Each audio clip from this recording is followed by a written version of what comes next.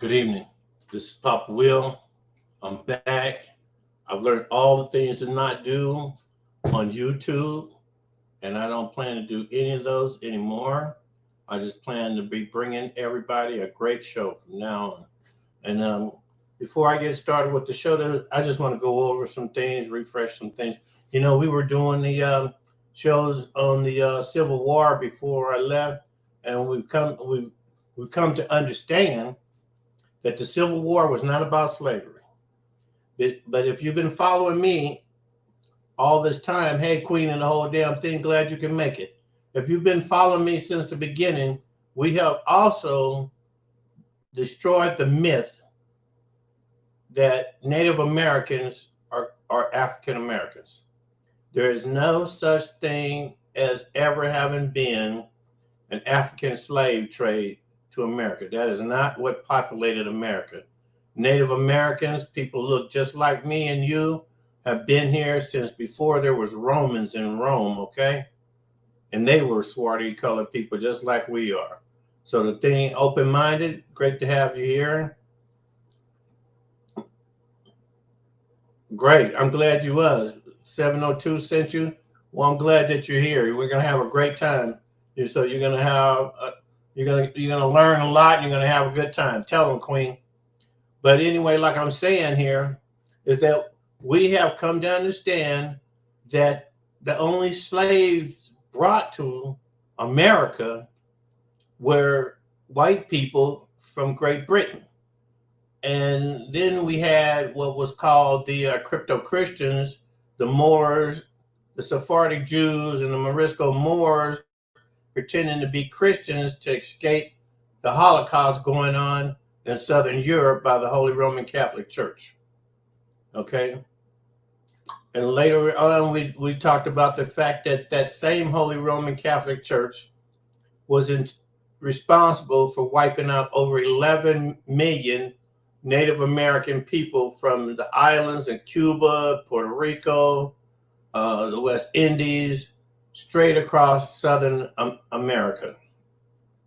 They just kidnapped them or killed them. Those that wouldn't convert, they killed, all the way to the South Americas, until they were finally halted.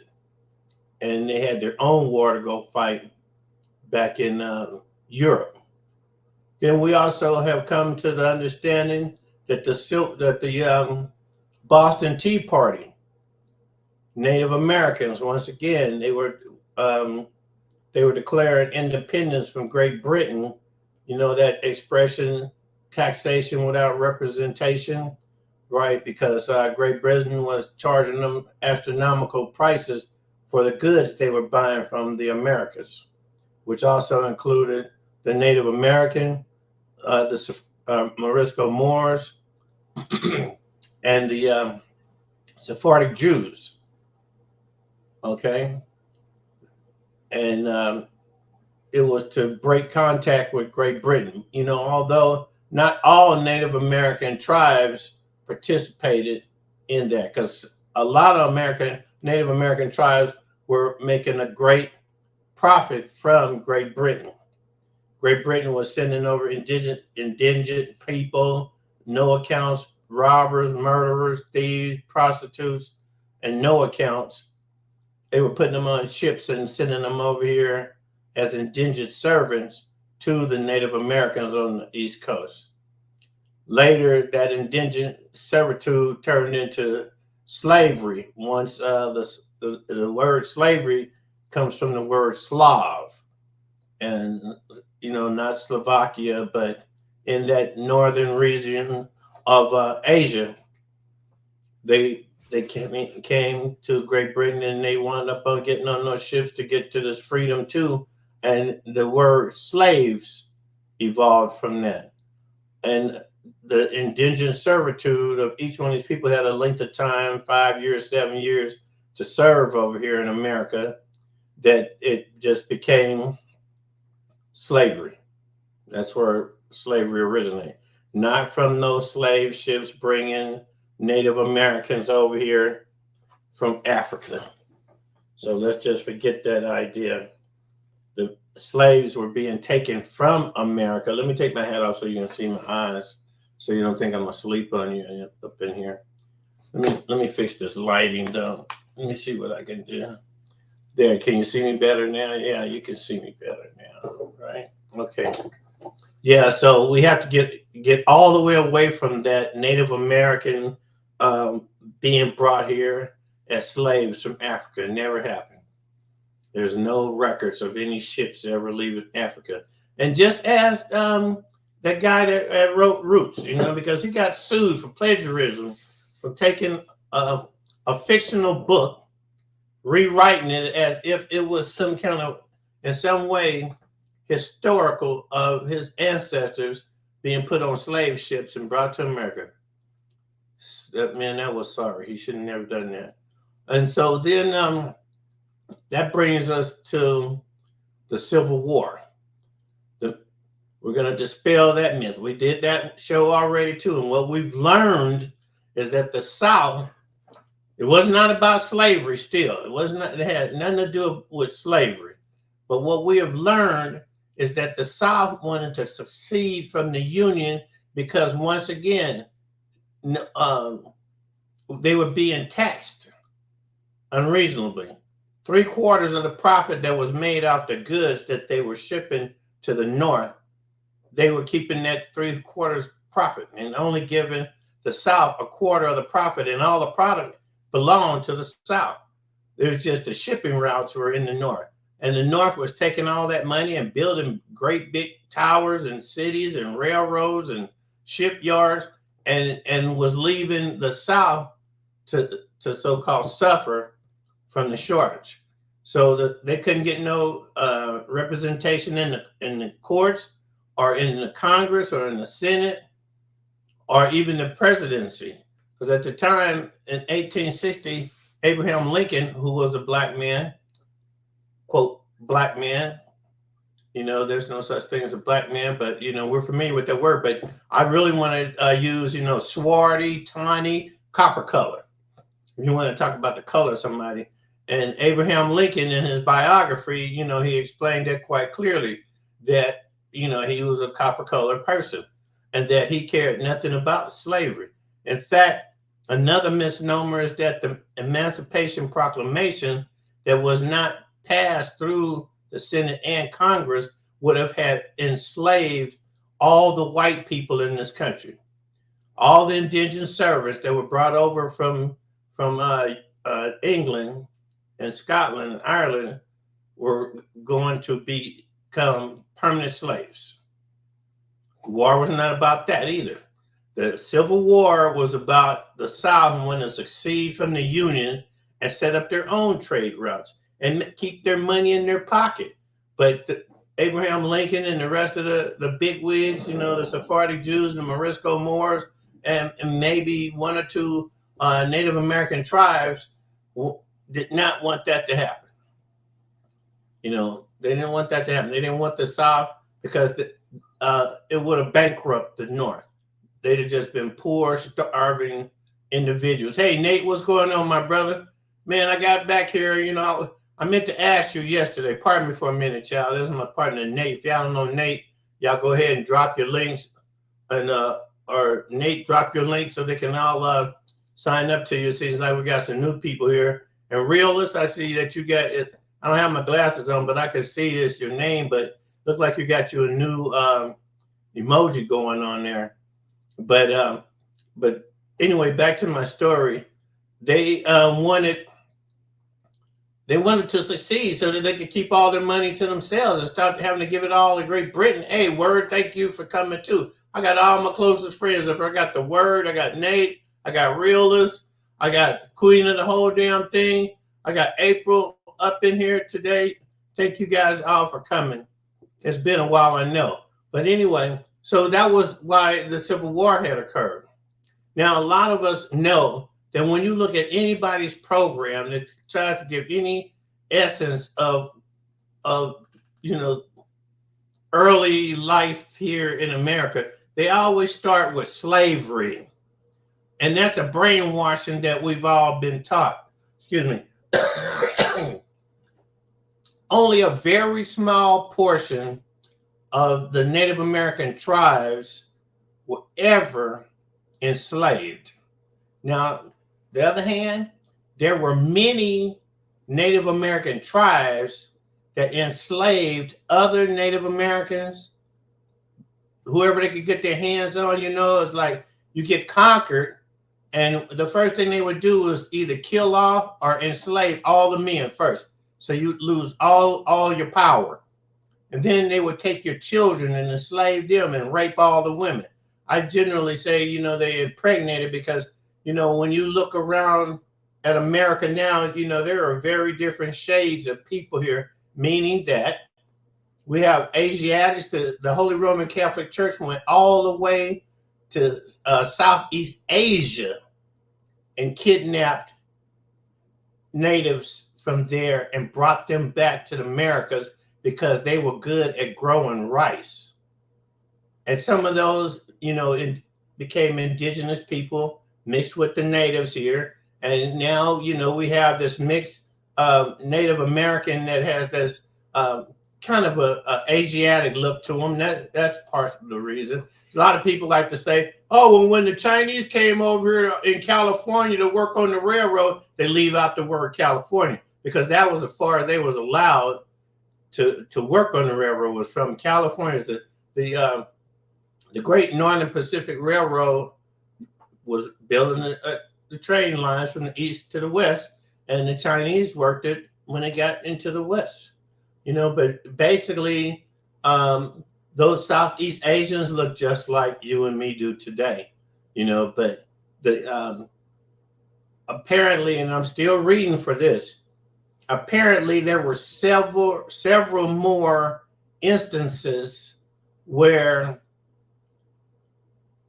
somebody came over here and just messed up all our southern states and South America, because those people, when the Holy Roman Catholic Church first came here, brought swarthy Christopher Columbus with them in 1492, and they invaded all the southern United States and South America.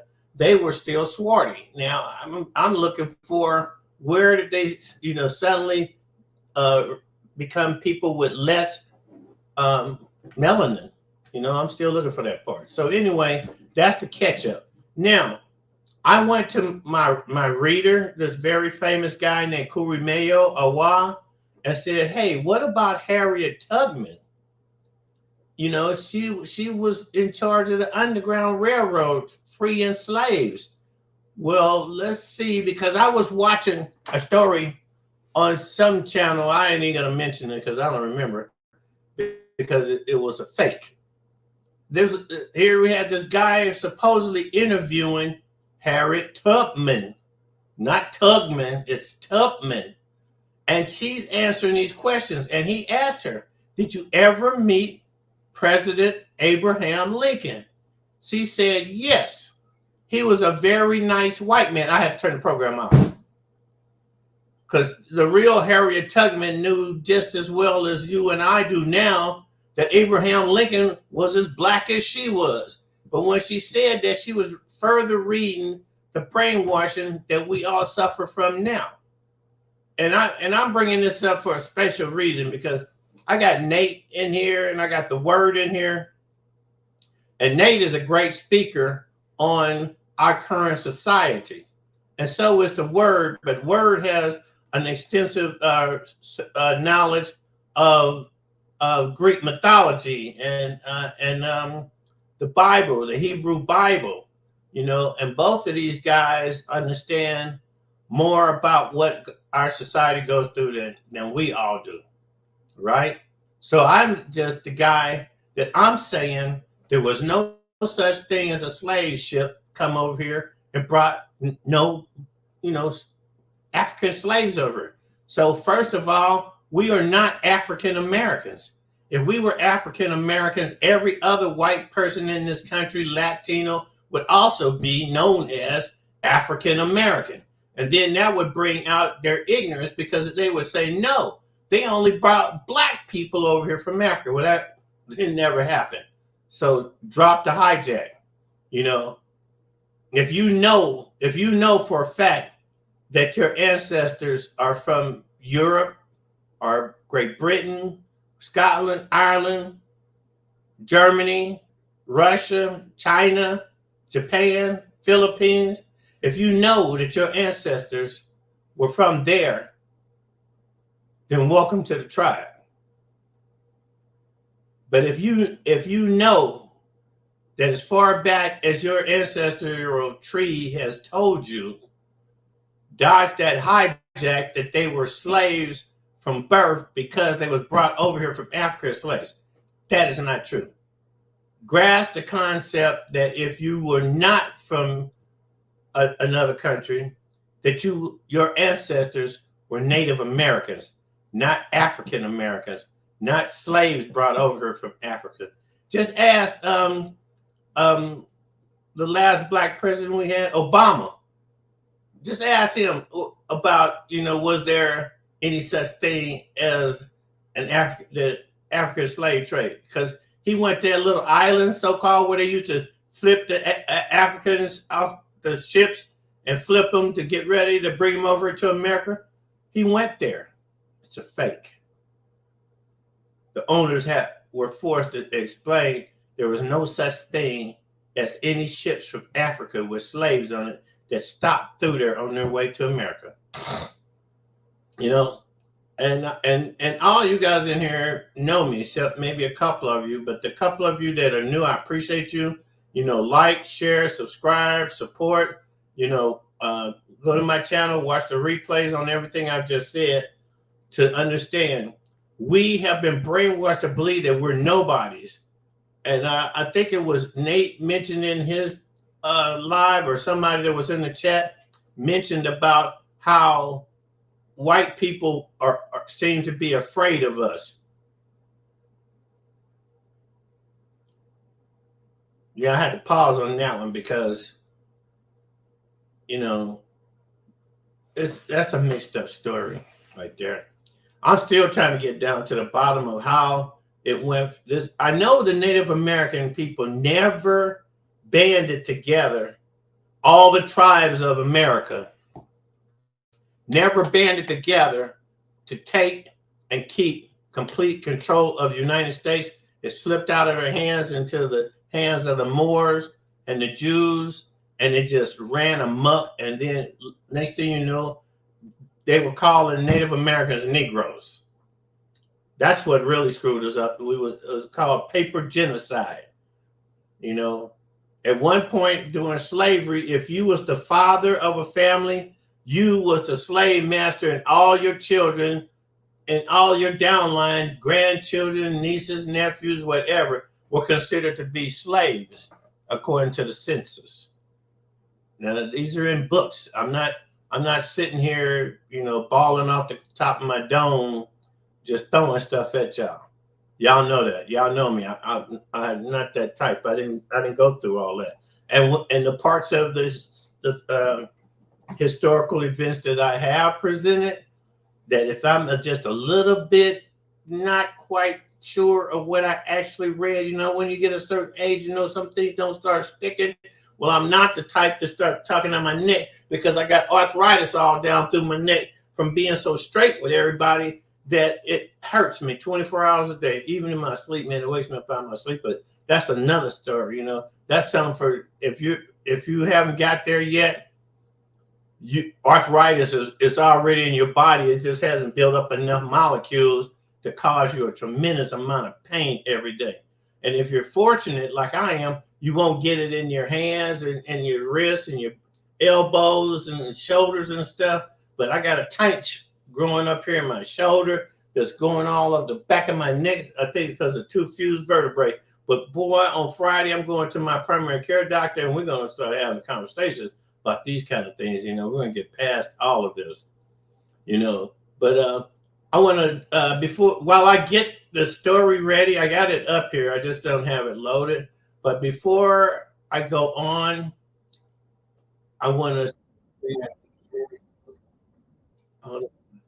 I want to put my glasses on, so y'all just excuse me for the light in your eyes. And let me see what some of y'all are saying. Thank you, April. Yeah, it was. I've been gone. Yeah, you know, if you don't know it, last year after I paid for it, and don't blame this on StreamYard. It had nothing to do with StreamYard. But after I paid for a paid subscription, I started having a world of trouble with YouTube. I got like 7 strikes last year, you know, and I'm still in probation to January 5th on the last one. Both my channels, you know, back when we were talking about getting the backup channel going and everything, I got struck on it one day. But like April, yes, I am back. And Word says you can't find one. What he say? You can't find one artifact of a slave ship. That's right. Doesn't even make logical sense how they explain it. That you know, our ancestors were, you know, like my mother. She only went to the 5th grade. What do you think she learned about slavery from what she was told? It's just like during ancient times before slavery, the head of the clan, you know, either it was the medicine man or it was the chief or some associate would explain the history of the people. But as times change, and time is priceless. Welcome to the show, priceless. I just threw that in there. I saw you. You know that what they were taught is what they passed on to the next generation, and the next generation passed it on to the next one, and the next one passed it on to. Well, when Woodrow Wilson decided to write a whole encyclopedia full of lies, that became the norm in educational systems, schools. Like, you know, you look at a teacher. If y'all have young children that are still in like grade school through high school, look at one of their instructors real straight in the eye and say, how do you feel being a part of teaching brainwashed information that's not true? How do you feel about that? You know, because that's where Nate is going to take place. It's when enough parents that have gotten this same knowledge that we're sharing here today, once they get that and they pass that on, they're going to walk in those classrooms like Queen and the whole damn thing. She teaches instructors how to work with autistic children. Wait till they have people like her that teach teachers how to stop telling these lies in these books with the support of the principals, of the PTA, of the Senate, the city and the state and your senator, everybody. Now, realist, I didn't leave it, but man, it really did get hard for me to come and go to words chats because I couldn't catch up. You know, when I couldn't do like I did today, when I couldn't set up a show to come up, I'm sitting over here trying to get all this background stuff that I have going on ready for when I can come back on here live and know that I got my act together, that I don't get a strike. I mean, it's been horrible. It's been horrible since last January, man. Since January, in and out of being restricted. And you know, those of you that have strikes or have gotten strikes, you know what that feels like. Even if you object to it, and they tell you that for further review, you still lose. It's like, hey, we didn't have no conference on this. You didn't show me what I did wrong. How you just gonna say I did wrong, but you can't show me what I did that was wrong? I got a strike once, even on copyrighted music. Yeah, you know those of us that do use music. Nate, you got a great way of getting past getting music to play on your channel that's not copyright music. Tanya's not here yet. She has a great way of playing music that doesn't get her struck copyright. But they said I played a song that they had warned me already was one restricted, not to YouTube, but not to be played, period, in a live platform like this. You can't, you could, they didn't want you playing it at all, you know. And I didn't go and check. My bad. I didn't go check what song that was. And so apparently I went and played it again. And when I played it again, boy, they snapped my drawers off. Gave me a strike for playing, playing the same music over after I've been warned. And I'm like, look, I got 400 subscribers. What danger am I to anybody's music in YouTube? Because I really think that if all of us podcasters were playing these people's music that you really don't know, because we all know the most popular music that, out there, so we automatically don't play it. But songs that you think, like there was no way I would have thought that Rapping Forte's Players Club would jump up one day and be a restricted song. I mean, I knew that cat before he made that song. I did shows with him. And here I am getting struck for playing. No, it's a warning. It's a tear it out of your video. And then somehow I guess they put the rest of your video together to keep it playing. But it's tore out of your video. So I guess it's a lot like what I kind of pictured Nate doing last night. He waited to the end of his show to play music that might be copyrighted music. I don't know. But I love him for however he did it. It made me think, man, maybe that's how I should do it, on that real popular music, that everybody knows, because not all of y'all are familiar with the music I play. And April, you're so funny. I think about you every day for a whole year. She said, why you got the girls? And I said, because that is why I'm here. It's because I'm here to represent artist music that I convinced that if you give me your music, I'll put it on YouTube with models in it so you'll have a video of it to go and share versus somebody just looking at your ugly mug on your videos. Oh, you can't do that, huh? Oh, you're just going to let the music just hang out in Revert Nation, huh? Where nobody will ever see it, huh? I got young people that do that, like I said, I come from California. I'm one of the original founders of rap music in the Bay Area. That produced artists that were rappers.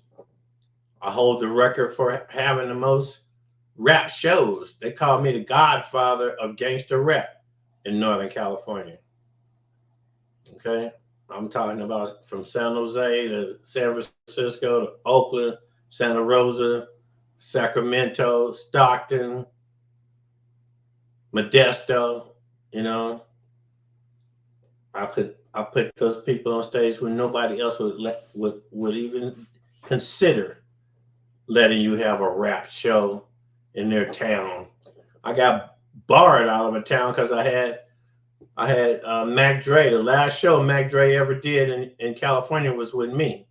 And I got barred because too many people came to the show and there was no problems. They had every law enforcement agency in Northern California at that show, and it was a waste of manpower because they didn't believe that I knew how to run a show properly.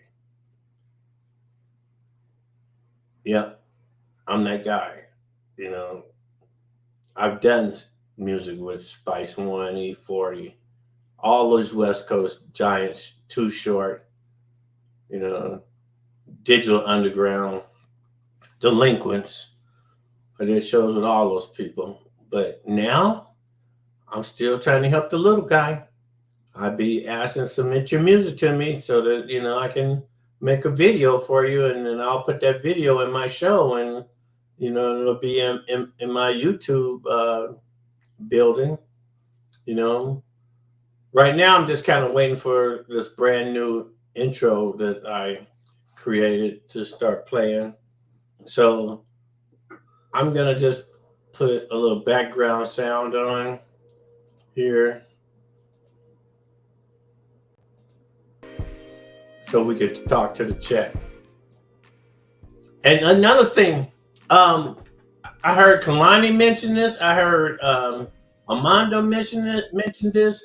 I heard Nate mention this, and I know Word has heard this too.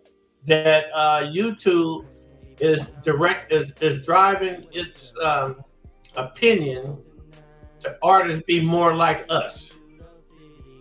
You know, all of that beef and stuff, and talking about killing somebody's mama and out of control cursing. They don't mind the cursing so much because this is an adult platform. It's 18 and over on my page. I don't know about everybody else, but my page is an 18 and over. So you can curse over here, but no nudity, no, penal injection kind of stuff, no threatening of people, no disrespect to the various facets we have. I can't even remember what the rainbow letters, what they are. Somebody type them in there, and then I'll put them up here in the chat. But hey, there's Commit, my man in Kalani Management. So y'all go ahead and drop your links because I'm not in the chat right now. I'm just over here on the outside, looking into the window, looking to make sure that I even have a page. Oh, here we go. Yes, I do. Okay. Puzzle pieces. Great to see you. Great to see you, honey. I've been missing all of you guys. Oh, April, you got Too Short in your top 10. He's a cool little shorty. I did a show with him out here in Vegas at the Imperial Palace back in 2004 because my homeboy wanted me to come out here and make sure that the stage could get run because it's a scary thing when you don't know how to run a stage show. And since I created stage presentations, meaning that I didn't learn how to be a stage manager from anybody. I was born to lead, and I have a very high IQ, and I'm also socially organized to go from the start to the finish and complete a project. Meaning that a stage manager, I'm sure if you've ever seen a live show, a stage manager is the one that gets the stage ready for the next act coming up. He's the guy to make sure that the act coming up after the act that's on stage is positioned so that you don't have to go looking for them. You got them in a location where they can be found. Well, I was doing that here at the Emerald Palace back in 2004, and Too Short was the headliner. Well, the kids that had convinced me, to tell their so-called manager to let's do this show, right? So I come out here and I'm running the stage. I put 79 artists on stage that night for no pay due. And just when Too Short they was about to put Too Short on, because that's what happens with people that don't know how to run a stage. They wanted to put him on, and I had to go tell the guy that I knew that, hey, my whole reason for being here was getting these guys on stage. Now, when their turn came to go on, they was too shy, too bashful to go on in front of this larger crowd. Now they're over sniveling and whining and talking about how I didn't do them right. Now they need to shut up because I don't play that stuff. I'll go in here and start socking people up. Say the wrong thing to me. What they need to do is get their act together and get on stage. Well, man, Too Short's going on right now. I said, no, he ain't. How do you know? Because I've got to go tell him that he can't go on yet. That these guys got to go on first, and then he can go on. Hey, Short, what's going on, brother? Hey, look, man, these kids are the reason why you're even here tonight. They're the reason why this whole show is going on. And they finally have got their head out their ass, and they've wiped the boo-boo out their pants, and they're ready to go on now, man. So just give me a few minutes. Let me get them out the way, and then you'll be up, okay? He said, no problem, Papa Will. I'll just sit over here. And he starts rolling up this big-ass joint. Him and him and E40 and Mr. Fab and Turf Talk, they all sit down backstage and start firing up these big ass joints. Now these kids want to smoke with these famous stars they know from the Bay. I said, you guys are going on in 2 minutes. 2 minutes, stand right here in line, ready. Give me your music. Let me get this to the DJ. And I got it to the DJ, got them on, got them out the way. You know? And so that's how that went. Hey, there's Sirius. How you doing, Sirius? Good evening to you. So yeah, E40, Too Short, Richie Rich, they used to come to my clothing store in 86. You know, I was fitting them up with Cream of the Silk shirts, you know, wool slacks, pea coats, Versace belts, Versace shirts, so that they could go and perform in, you know, before they was anybody's. But yeah, that's how I know them. And then E40 and another guy I knew back up in another city, I helped him make a club famous, that him and E40 joined up together to open a club called Ambassadors in San Jose, California. And the first time 40 saw me in there, he tried to bring me up, you know, to the VIP. And I had to tell him, hey, man, I'm working for you right now. He said, oh, man, that's okay. Come on, man. Me and Hobo, we own this place. Come over, man. You drink with us. So I had to go hang out backstage with them. And Kalani can tell you because he was there with me, smoking B Legits with B Legits. Tell him, say, yeah. You know, so let me check and see if my oven, my work I have in the oven is ready. And our show will begin shortly, y'all. I'm just trying to get used to talking to you guys versus just walking here and start out, you know, slamming it to the, you know, to everybody.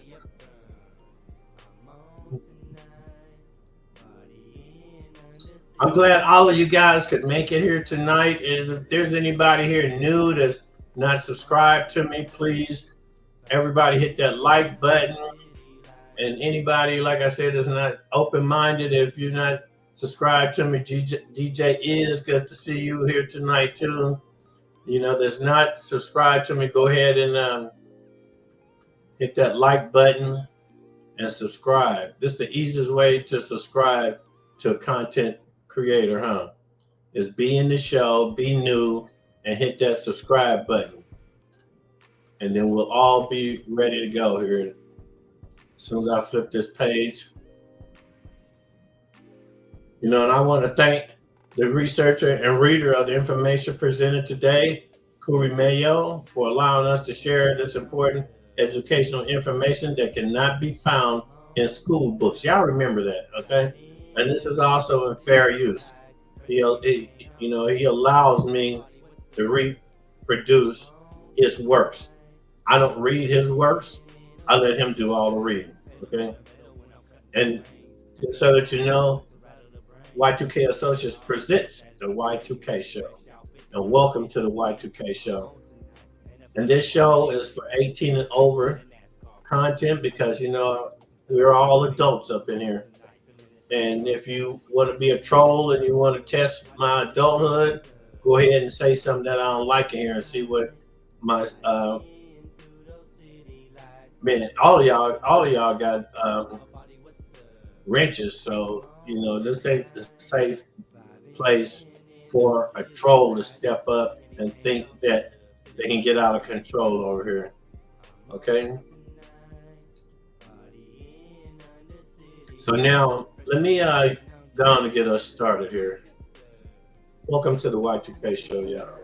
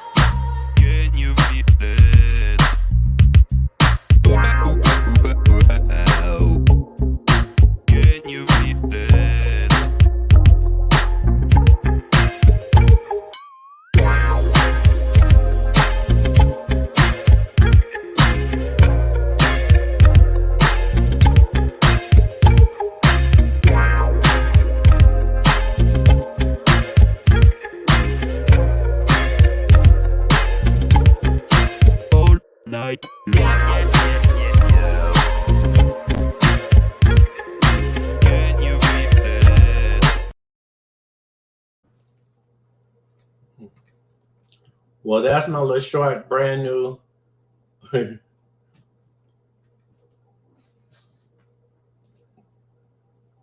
It was a little shorter than I thought.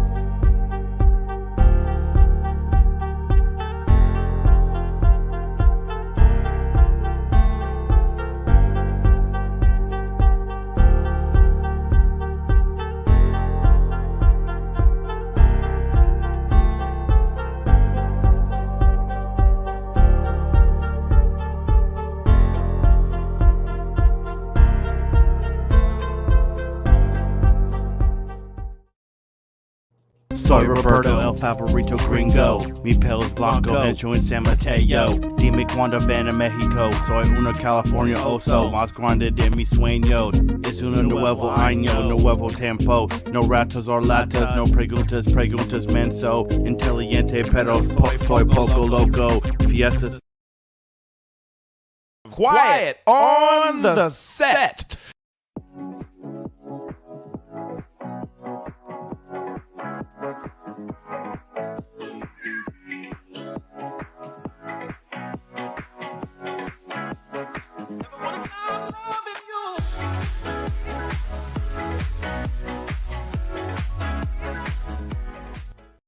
You're watching the Y2K show, where they play my kind of videos.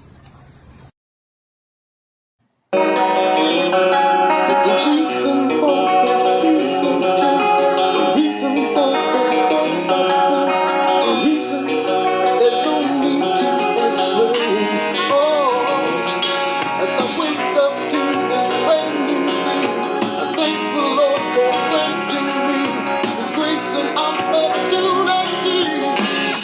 Another moment, bless the chance to just improve myself. Another moment, bless the chance to just improve myself. Self-improvement, motivation. Absolutely. Oh, feel the spirit move me, rhythm talking to me as I sleep. Things I used to do before, I'm no longer need to do anymore. I'm a living always, there's so much more I see. Quiet on the set.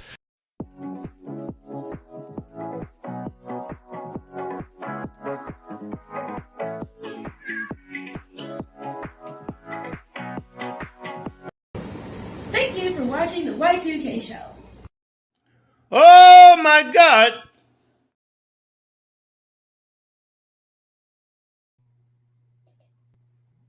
Oops. Sorry about that. All right, now let me go ahead and tell y'all a little bit about what we're gonna getting ready to go do now. We're about to break some brainwashing, is what we're about to do, ladies and gentlemen. So I know all of you guys that are in here are highly intelligent, highly, in the know type individuals, young people, old people. All of us in here together know that there's something wrong with the lies we've been told. And what we're going to do right here is I read this whole thing already. I mean, I watched this whole video, and what he's going to do in the beginning, he's going to show you that they've even written fairy tales and lies about who Harriet Tubman was and what she really did. They done sensationalized it. They done underscored it. They done everything they possibly could do to make it worthless. Because if you know me and somebody you meet that doesn't know me told you some kind of lie about me, whether it was true or not, it would tarnish your thinking of me, right? It would put a damper on what you think of me just because they said something. Because you'd be too busy thinking, well, if it wasn't true, why did that person say it? Now I got to verify that, no, you was lied to. Oh, oh, yeah, you stop, because I ain't even got you loaded. You just talking to me, my brother. Okay, he's ready to go on stage, y'all. So I want y'all to get your hands together and welcome Kuri Amayo to the stage with the Harriet Tubman story.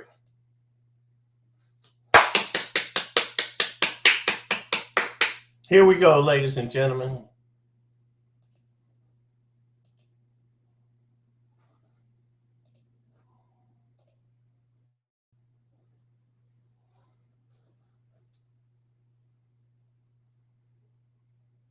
And this is unedited, so I haven't taken the commercials out, but I'm going to try to stay on top of the commercials as they come to me, okay?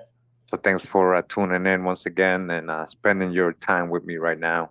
And we're live, so I was gonna pre-record this, and this takes a long time to do that. And we're gonna do it live. We're gonna research all this together live. All right. So just bear with me.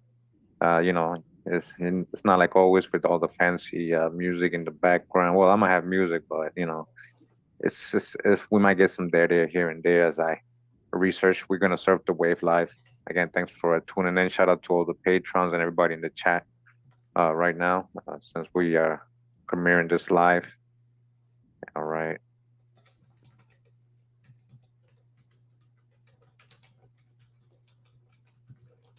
Ever felt frustrated with your weight? You're Yeah, not I alone. feel frustrated. But did you know right that now. eating too much isn't? So eating too much ain't the secret to weight loss. Really? Okay. Well then, I'll just ride with that one. Peace, peace, peace. All right, all right. All right, I'm gonna be over here in the back room. So, as you guys, if you've been following me for a while, this is episode 7.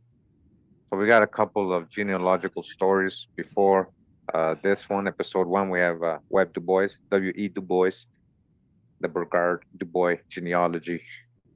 Right. Episode 2, we did Jabari's genealogy. Yeah. So-called master teacher. Yeah, we got his genealogy. Go check that out. And the legend of Guinea Jim from Scotland. Episode 3, we have Sarah Rector, so-called richest colored girl in the world at the time. Episode 4, we got Tupac's genealogy and ancestry. Episode 5, we also have Nat Turner's ancestry. All right. Who told you Nat Turner wasn't real? Who told you Harriet Tubman's wasn't real? They said they wasn't real people.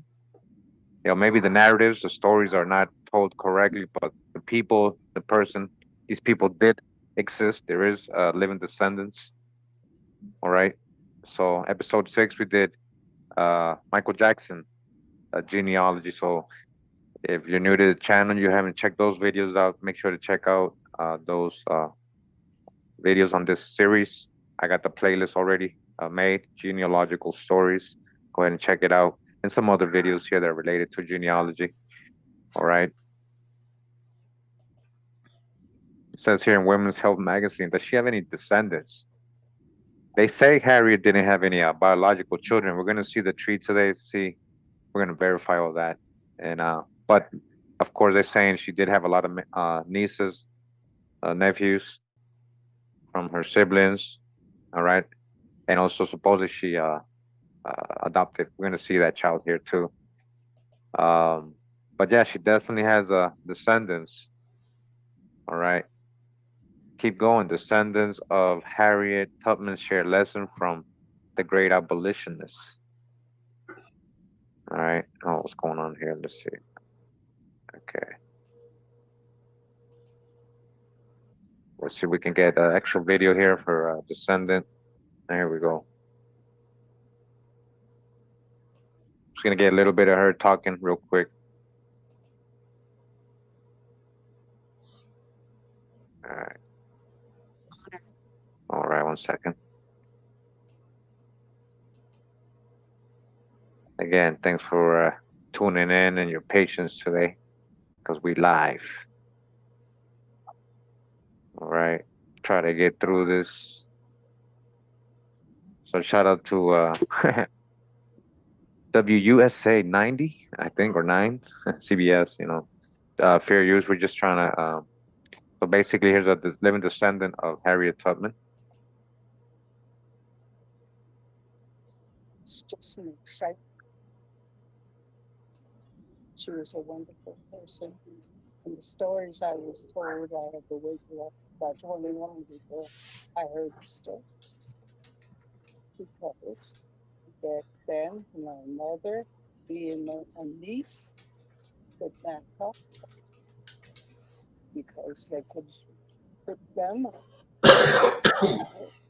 It was very risky and Yeah. dangerous. very dangerous. Why do you think she was willing to put her life on the line for so many?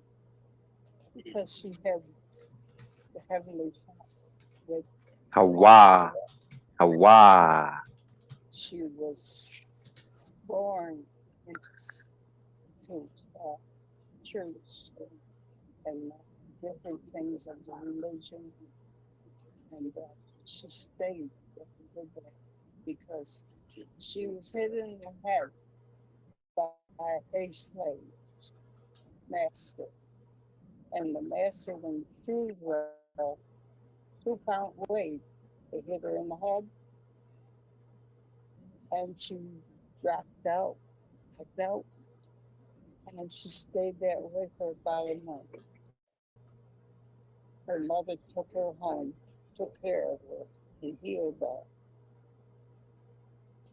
All right, so this is again one of Harriet Tubman's living descendants. Not sure how old this is, but you can find this on their website right here. Again, keep going. Descendants of Harriet Tubman share lessons from the great abolitionist. All right, we're gonna go over that story. We're gonna read that story a couple times. It's a different version of that story, historically, right? But definitely, she seems like she got hit with something throughout in her life. It caused her injury, a major injury. All right. So again, just want to get that out the way in case people already come, with preconceived uh, false information they heard somewhere else talking about she was a fake person. I'm gonna get that out the way. She's got living descendants. All right. This is Emma's magazine. It says family portraits of legend conversions with descendants of Harriet Tubman. All right. So you could just Google descendants of living descendants of Harriet Tubman. You'll find a bunch. Okay. So it says here, left a family photo believed to be Anne Marie Ross Stewart. All right, Ross Stewart, Ross clan in the building. All right, the Stewarts. I mean, we already know where that's gonna go back to. All right, definitely not Africa, right? But we are talking about it's going back to swarthy Europeans for sure. Who's the Stewarts? Who's the Ross clan, huh? And there it was with the Highlanders in Scotland. That those two clans worked together many times. So it says that that's the great great grandmother of Ernestine Wyatt. Anne Marie married Thomas Elliott, one of the Dover Eights who escaped from the eastern shore of Maryland. In March 1857, settled in Ontario, Canada. The couple later moved to Auburn. All right, so there's actually a lot of descendants for Harriet Tubman. We're gonna see who this is in this picture right here. This well-dressed man right here, very well dressed. You're gonna see a lot of people very well dressed, not looking like so-called slaves. Whoa, Chanel, I'm showing you living descendants already. And I haven't even got to the genealogy. Like, are you saying all this stuff is made up? All these people are just making it up? Let's just be logical, right away. I mean, that's what I'm showing you right away. That's just really silly that I have to even show living descendants. And nobody actually, if you heard somebody else say that and you didn't research just to verify, then, it's not that person who's misinforming. You're misinforming yourself. You got to verify everything. Very simple. You got to verify everything you hear and learn on YouTube. Unfortunately, I don't got no degree in history. I try to, at least show some sources or whatever, and not just try to rule out everything, because there's so much to prove that this was an actual real person. I'm going to show you. So I'm just showing you the descendants. I already showed you a couple. You could just Google it. Yeah, so the movies, Hollywood movies are always going to tell, they're going to keep the whole slave narratives that we are taught, and, out of Africa slave stuff, that's all false. All All right, that's not how it went down, and there's a more true genealogy, all right, than what they tell us. Okay, so there's a whole history of her that's not even taught in schools or ever talked about, really mentioned. I'm gonna show you how big it was. So, as it says here, General Tubman. So we're gonna read a couple little websites here and articles, right? So during the Civil War, Tubman is a nurse and a spy and the mastermind behind the first major military operation in America. History planned and executed by a woman. Planned and executed. All right, a mastermind of first major military operation in America. They never told you nothing about this, about Miss Tubman. All right, so I'm going to show you. She was actually leading. She led an attack. She literally led an attack like a general. She had 300 soldiers, men with her. Okay, so again, we're just going to read a couple of things here.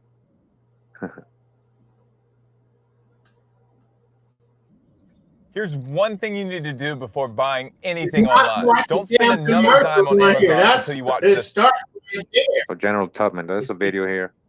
Let me see. Again, we're live, so welcome. All right. So it says here, harrietubman.org, Harriet Tubman Historical Society.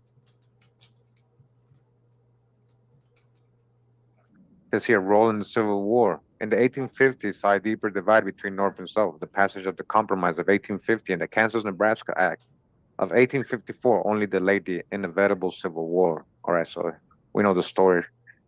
So Abraham Lincoln was elected president. All right, we know that. African-American leader responding to the call to fight for their country with enthusiasm. One of the early leaders to call for action of all African-Americans was Frederick Douglass. He supported the inclusion of African-American troops as a way to test their loyalty as a path to full citizenship. This is how you test your loyalty to the corporation, to the Union. Remember, the Civil War is not what they told us. All right, guys, let's go back to my Civil War videos. So what is Frederick Douglass supporting the Union? To preserve the Union, right? Remember, it was preserve the Union.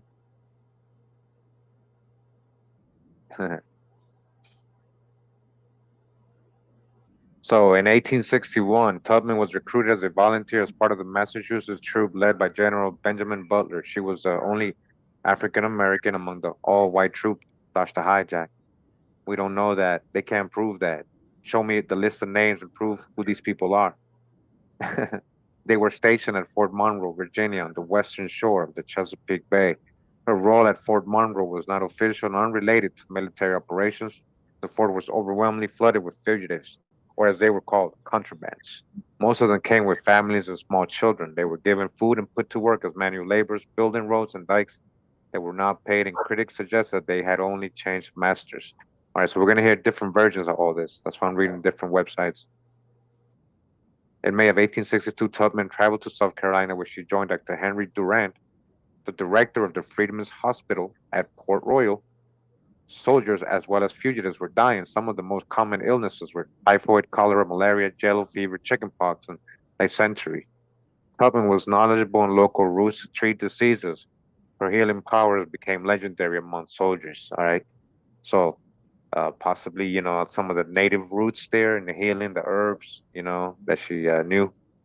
It says Combahee River Raid. So we're gonna learn about the Combahee River Raid. If you don't know about it, she actually led this raid like a general, not the other person she was under, Montgomery. She actually led it. We're going to read different versions again. All right, we're going to have them admit it. After the Emancipation Proclamation went into effect on January 1st, 1863, colored people were allowed to enroll in the military. All right, again, colored folks, so-called colored folks, had been already in the militaries and many other wars before this. So that's what I'm saying. We got to dodge the hijack with a lot of this generalized info. But we're just getting our feet wet right now. So they were under the scrutiny. Many doubted about their commitment and bravery. Tubman became part of a group of scouts in charge of espionage. She was a spy, and she was the commander of the team. Commander, spy and commander. She reported directly to General Davis Hunter and Rufus Saxon. These people are over Montgomery, the person who supposedly led all these raids. She was assigned to create lifelines and escapes routes for trapped slaves. Okay, this is one way she was freeing so-called slaves. On the night of June 2nd, 1863, Tubman guided a troop of 150 black soldiers of the 2nd South Carolina Battalion on the Combahee River. She guided, she led. All right, she was the commander. 150. We're gonna see there's more. That number is gonna increase. The plan was to liberate as many slaves by catching slaveholders by surprise. The attack became known as the Combahee River Raid and liberated more than 750 slaves. Tubman's accomplishments in the Combahee River Raid stayed anonymous until July 10th, 1863, when a journalist, Franklin B. Sanborn, published an article, Harriet Tubman.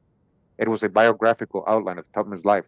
Sanborn's article was published in the Commonwealth, an anti-slavery newspaper in Boston.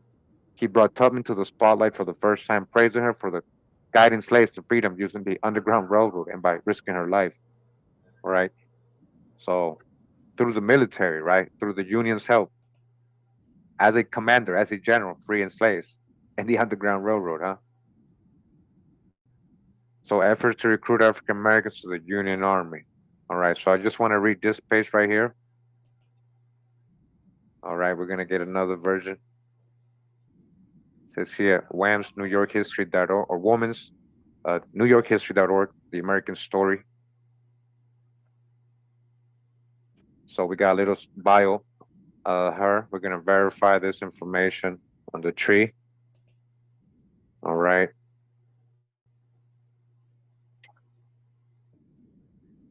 Welcome, welcome. Hawa, Hawa. Yeah. Welcome. Harriet Tubman was born in the year 1820 in Dorchester County, Maryland. Her parents' name, her Araminta Ross. All right, her true name. Her mother, Harriet Green, was an enslaved woman owned by Mary Patterson Broadus. All right, so these are the generalized stories. But who are these owners? How is their connection to the people that they supposedly own or were owned by? Her father, Ben Ross, was an enslaved man owned by Anthony Thompson.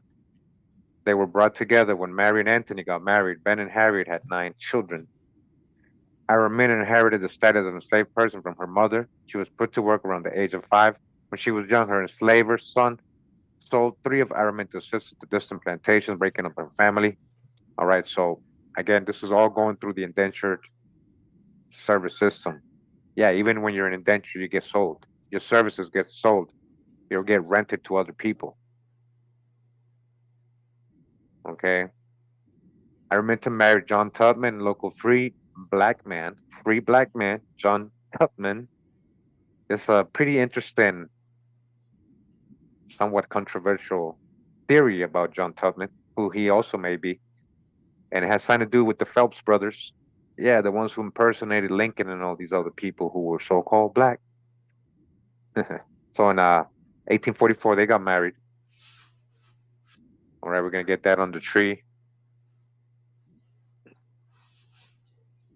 So we're going to get, okay, so Harriet was militant in her approach to guiding people on the Underground Railroad. She carried a gun and threatened to kill any person who wanted to turn back and endanger the group. She used a tonic to put babies into a deep sleep so their cries would not draw attention during nighttime travels. All right, so she was very militant, right? She is estimated to have saved about 70 to 80 people, including her elderly parents. Her fame spread throughout the country, and she began to speak at abolitionist events. At the height of her fame, governments in the South offered reward totaling $40,000 for her capture. Militant abolitionist John Brown admired her greatly. He called her General Tubman. General. Yeah, there's another Dorchester. Yep, right in Maryland. So John Brown, remember who John Brown's supposed to be? He's supposed to be a famous abolitionist, right? You guys remember the Phelps brothers video I did? Who they were saying John Brown is one of the Phelps brothers, Myron Phelps. He looks just like him. But that's not the real John Brown that they show us in pictures.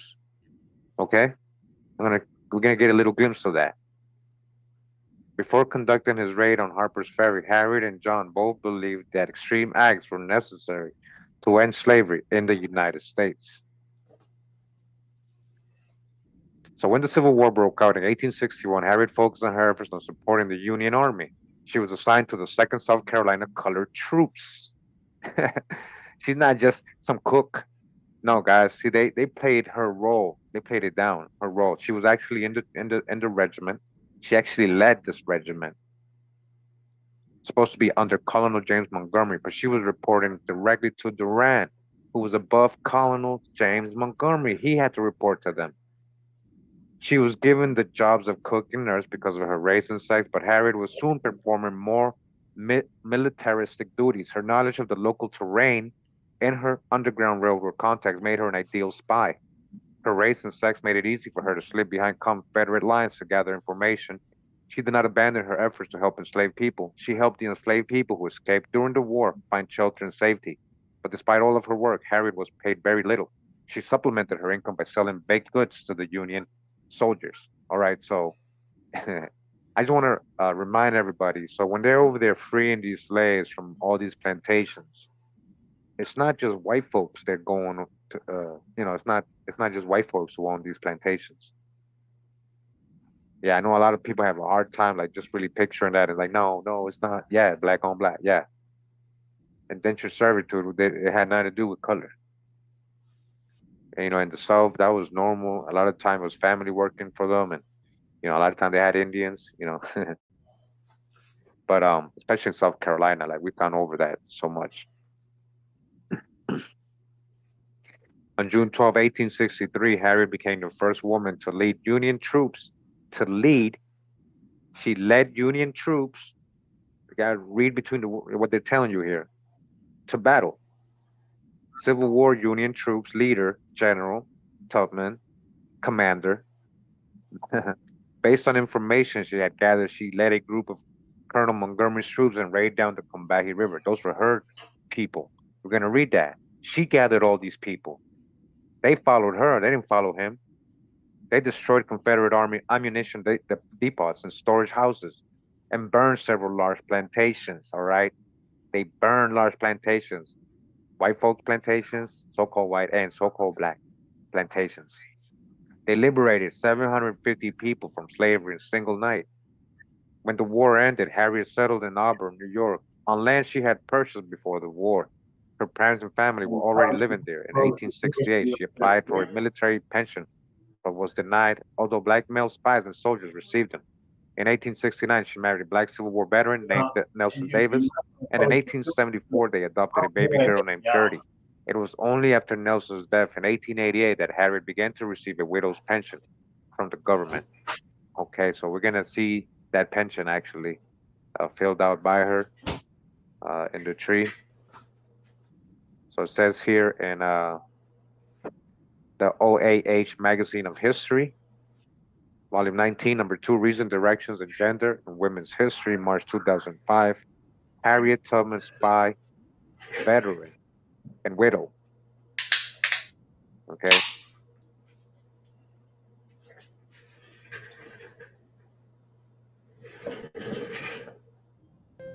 I'm Patriotic Kenny. And hi, I'm Amanda. We've set up the Patriotic Kenny Foundation to give mobility scooters to veterans. Oh, they didn't give me mine, y'all. I want y'all to know.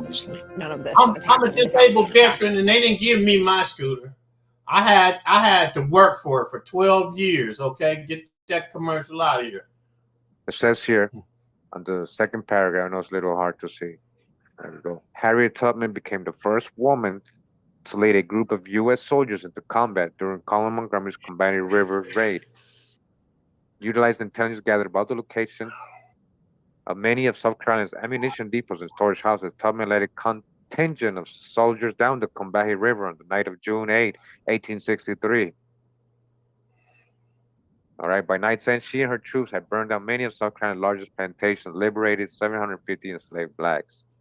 All right, so I just want to show you that's everywhere.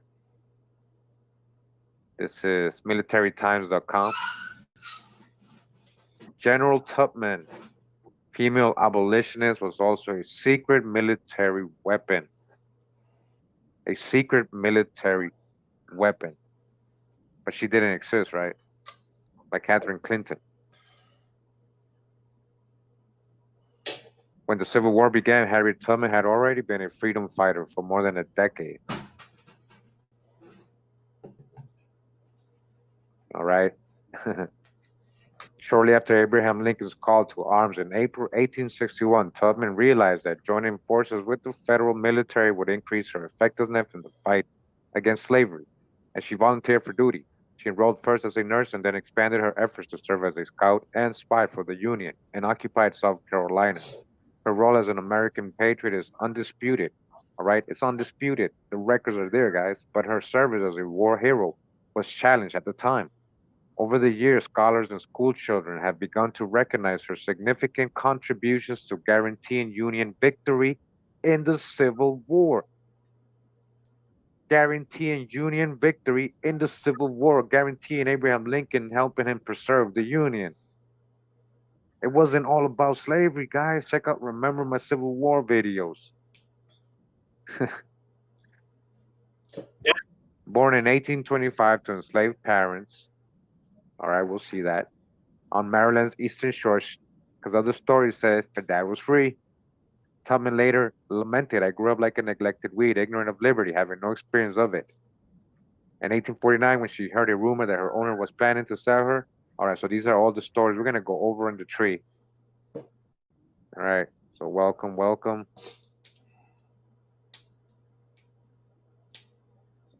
Says here, Smithsonian Magazine, when Harriet Tubman's heroic military career is now easier to envision. All right, this is a picture of her that we have. This is one of the youngest pictures of her. All right. And she's actually well dressed in this picture. We're going to show another version of it. After working for the Union Army as a nurse and spy, Tubman worked alongside Colonel James Montgomery to plan and execute the mission along South Carolina's Combahee River in South Carolina. Her spy work helped to catch the Confederate military off guard and made it possible for a group of African-American soldiers to overrun plantations, seizing or destroying valuable property. Over the years of her life, Tubman's repeated efforts to free slaves had become known through press reports and a biography. However, until recently, it has been difficult to envision this petite but powerful heroine because the best-known Tubman photograph, taken in 1885, showed an elderly matron rather than the steadfast adventure her history describes. That's been the tradition of viewing Harriet Tubman. She did all these daring things, but not having visual image of her that would connect her experience, all right, with these things. So this is what they mean, right? They never showed her like this, you know, they never showed her, sorry, looking like this, leading with the Union, you know, clothing and everything, general. They always show you this old lady, you know, like, oh, she helped the slaves, but she was very skillful at a lot of things. You know, it appears very, and she was a spy, one of the very first spies. Like, she was a pioneer in intelligence. We're gonna read all this. All right, pioneer in intelligence.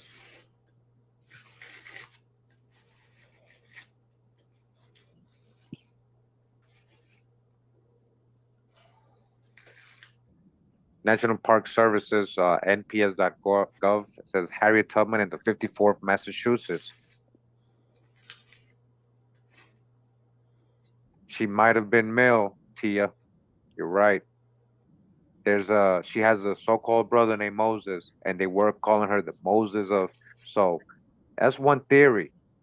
That's one theory, guys. That's one theory. So there's no proof of it though. But you know, I'm gonna read something that's gonna describe her, and you know, it's weird that they described her like that, but it says here, most Americans know Harriet Tubman as a woman who took great risks to help others emancipate themselves, right? So, in 1861, offering her service to the Brigadier General Benjamin Butler at Fort Monroe in Virginia, as enslaved people rushed to sanctuary at the garrison, Tubman provided humanitarian aid as a cook, laundress, and nurse.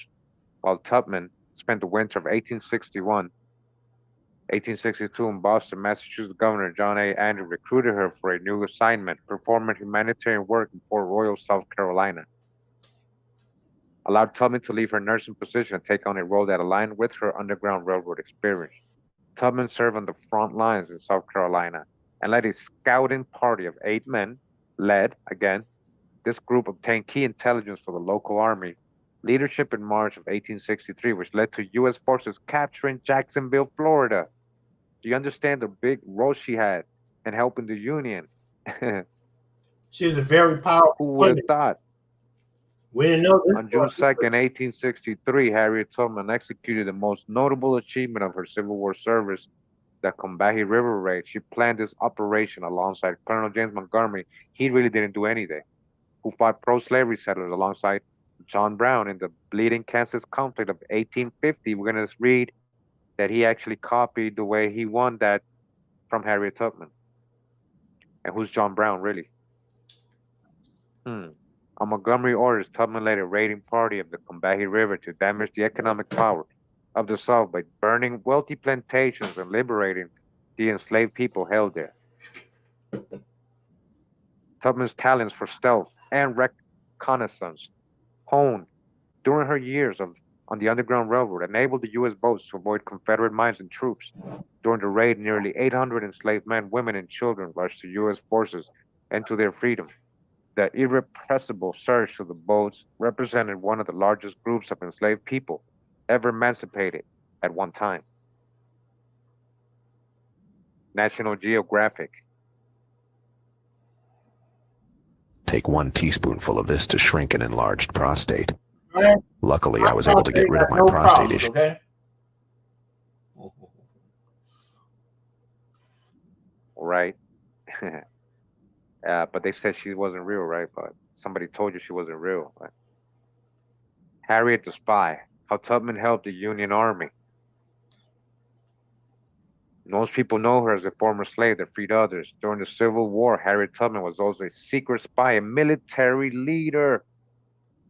All right, talking about 007. Talking about pioneer of the CIA. We're going to see that. I'm going to show you how they honor her.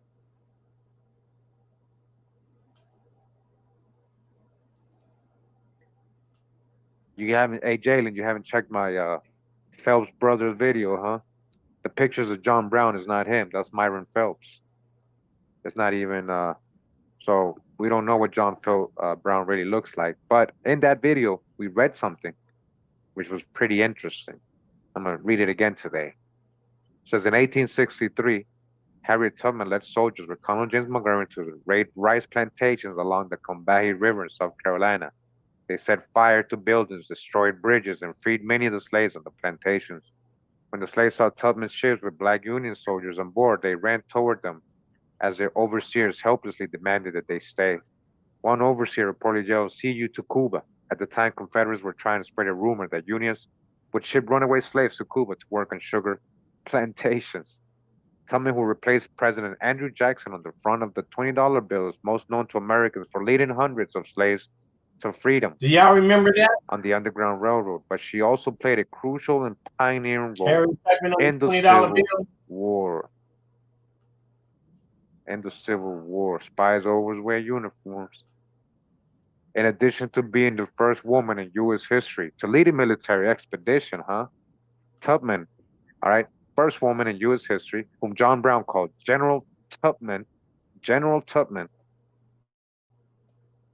Yes, she was working for, that's what I'm trying to, yeah. See, that's what I'm saying. Was a Union Army spy and recruiter. She was one of the great heroines of the Civil War. Because you got to remember what the Civil War was about. It wasn't about freeing slaves. Now, she had a personal reason to do this. That's something else.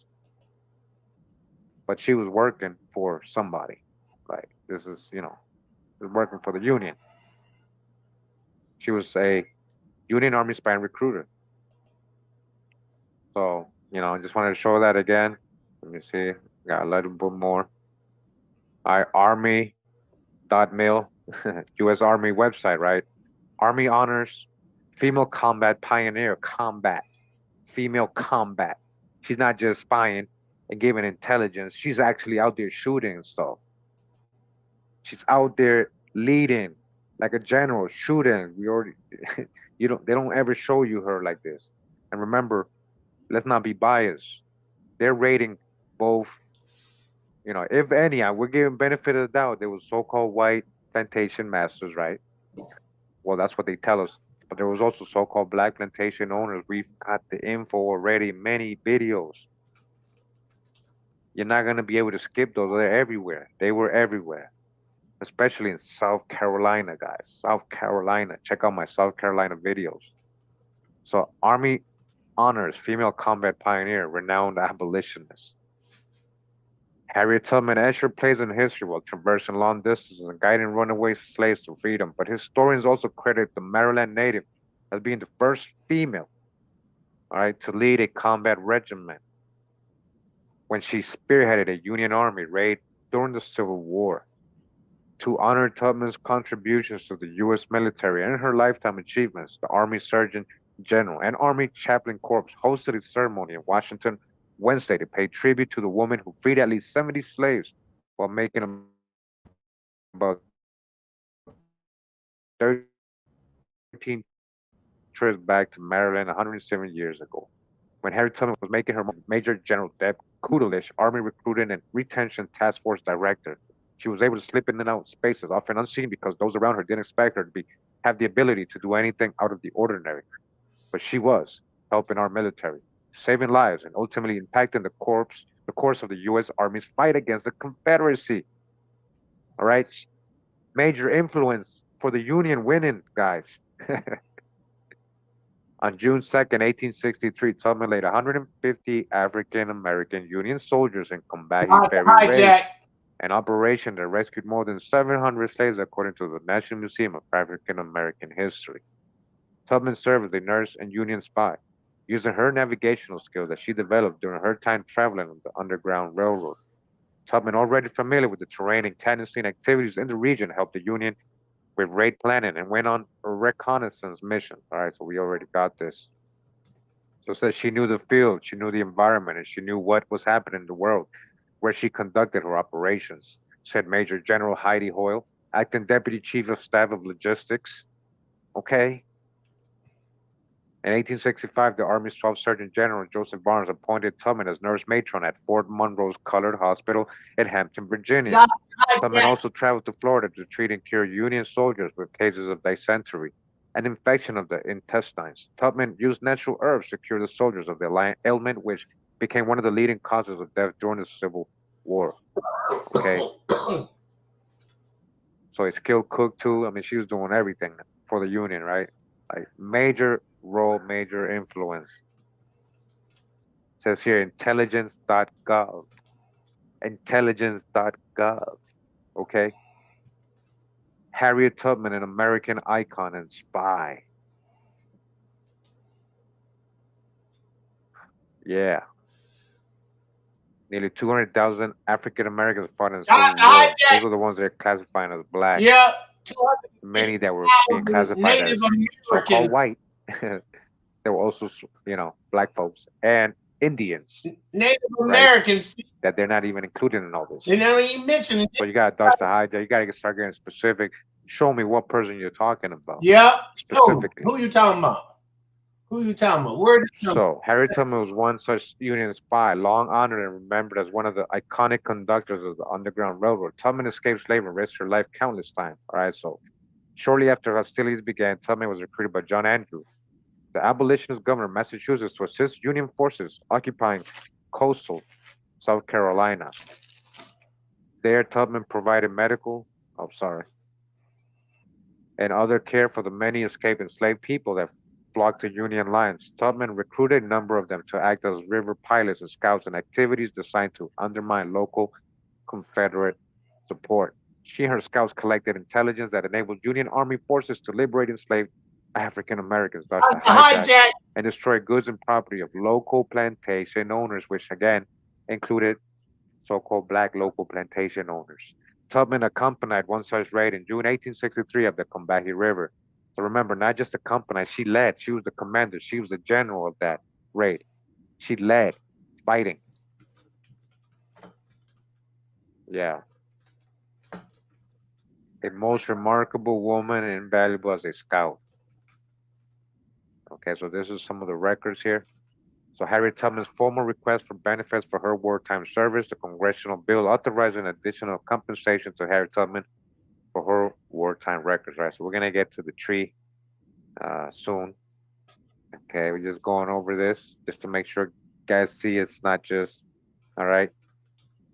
So Harriet Tubman, again, intel.gov, intelligence.gov, covert spy behind enemy lines. All right. Harriet Tubman was already risking her life. All right, we got that story. All right, so we read this already in the last one. This is the CIA's website. So just so you guys don't know, there's actually a statue. They just put, not this year, but in the last couple of years, they dedicated a statue just to Harriet Tubman in the CIA building. All right, headquarters. So Central Intelligence Agency, CIA.gov. So honoring Harriet Tubman, a symbol of freedom and an intelligence pioneer. All right, just like Chanel was saying, she was mainly used as a spy, but the story of her was helping to escape slaves. All right, it was just recruiting more people. You know, who wouldn't want to be freed by whoever of your indenture and your contract that you might be stuck on for years? You know, you might have been getting abused, yeah. You know, no labor laws, nothing like that, right? None of like that stuff exists. Who wouldn't want their so-called freedom? Remember what the Civil War was all about. What was remember Abraham Lincoln was so-called black, first of all. We have a so-called black man in the office as president, right? Yeah. So it's not just about freeing so-called blacks. Yeah. So the agency recently unveiled, hold on, let me zoom in, a new bronze statue at CIA headquarters to commemorate Harriet Tubman, okay? They have a statue of her there. They don't tell us this. They don't make this stuff public. Tubman, often referred to by her contemporaries as the biblical namesake Moses, has long been celebrated as one of the iconic conductors of the Underground Railroad, all right? She was a freed slave who risked her life countless times to smuggle other slaves to the north in the years before the Civil War. What many do not know is that during the Civil War, Harriet Tubman was a spy helping to gather vital intelligence for the Union Army, all right?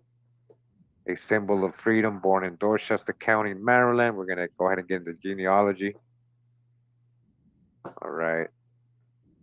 An intelligence pioneer. By the beginning of the Civil War, 1861, Tubman already had years of experience leading clandestine operations between the South and North, and she believed the Union victory was the key step towards abolishing slavery. Really? Was it about really slavery? Tubman's reputation for her work with the Underground Railroad spread throughout the North, and abolitionist Frederick Douglass wrote about her with glowing praise. Frederick Douglass, huh? Shortly after the Civil War began, Governor John A. Andrew, Massachusetts, recruited Tubman to work for the Union Army. She was assigned to Major General Davis Hunter, who was in charge of the Union activities in South Carolina, Georgia, and Florida. Tubman received official documents and funds to travel with the Union Army as a nurse.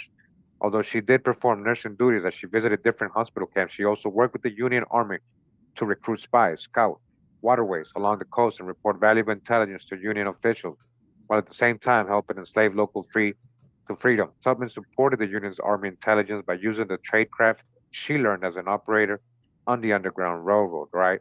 Do you guys see how they got their intelligence tactics? Where they learned the intelligence tactics, she's the pioneer. All right, so we got this story ready. So there's the bronze statue they put up of her.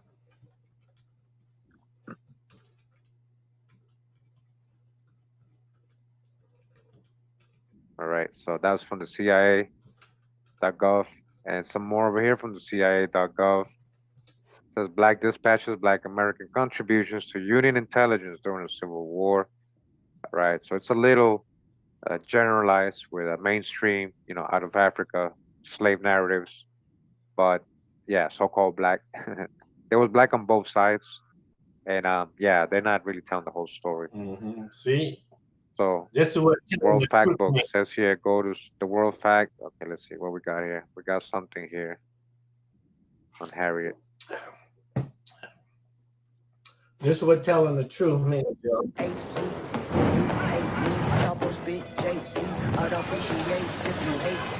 Get that. I just want to let y'all get a little Harriet more Tubman into statue.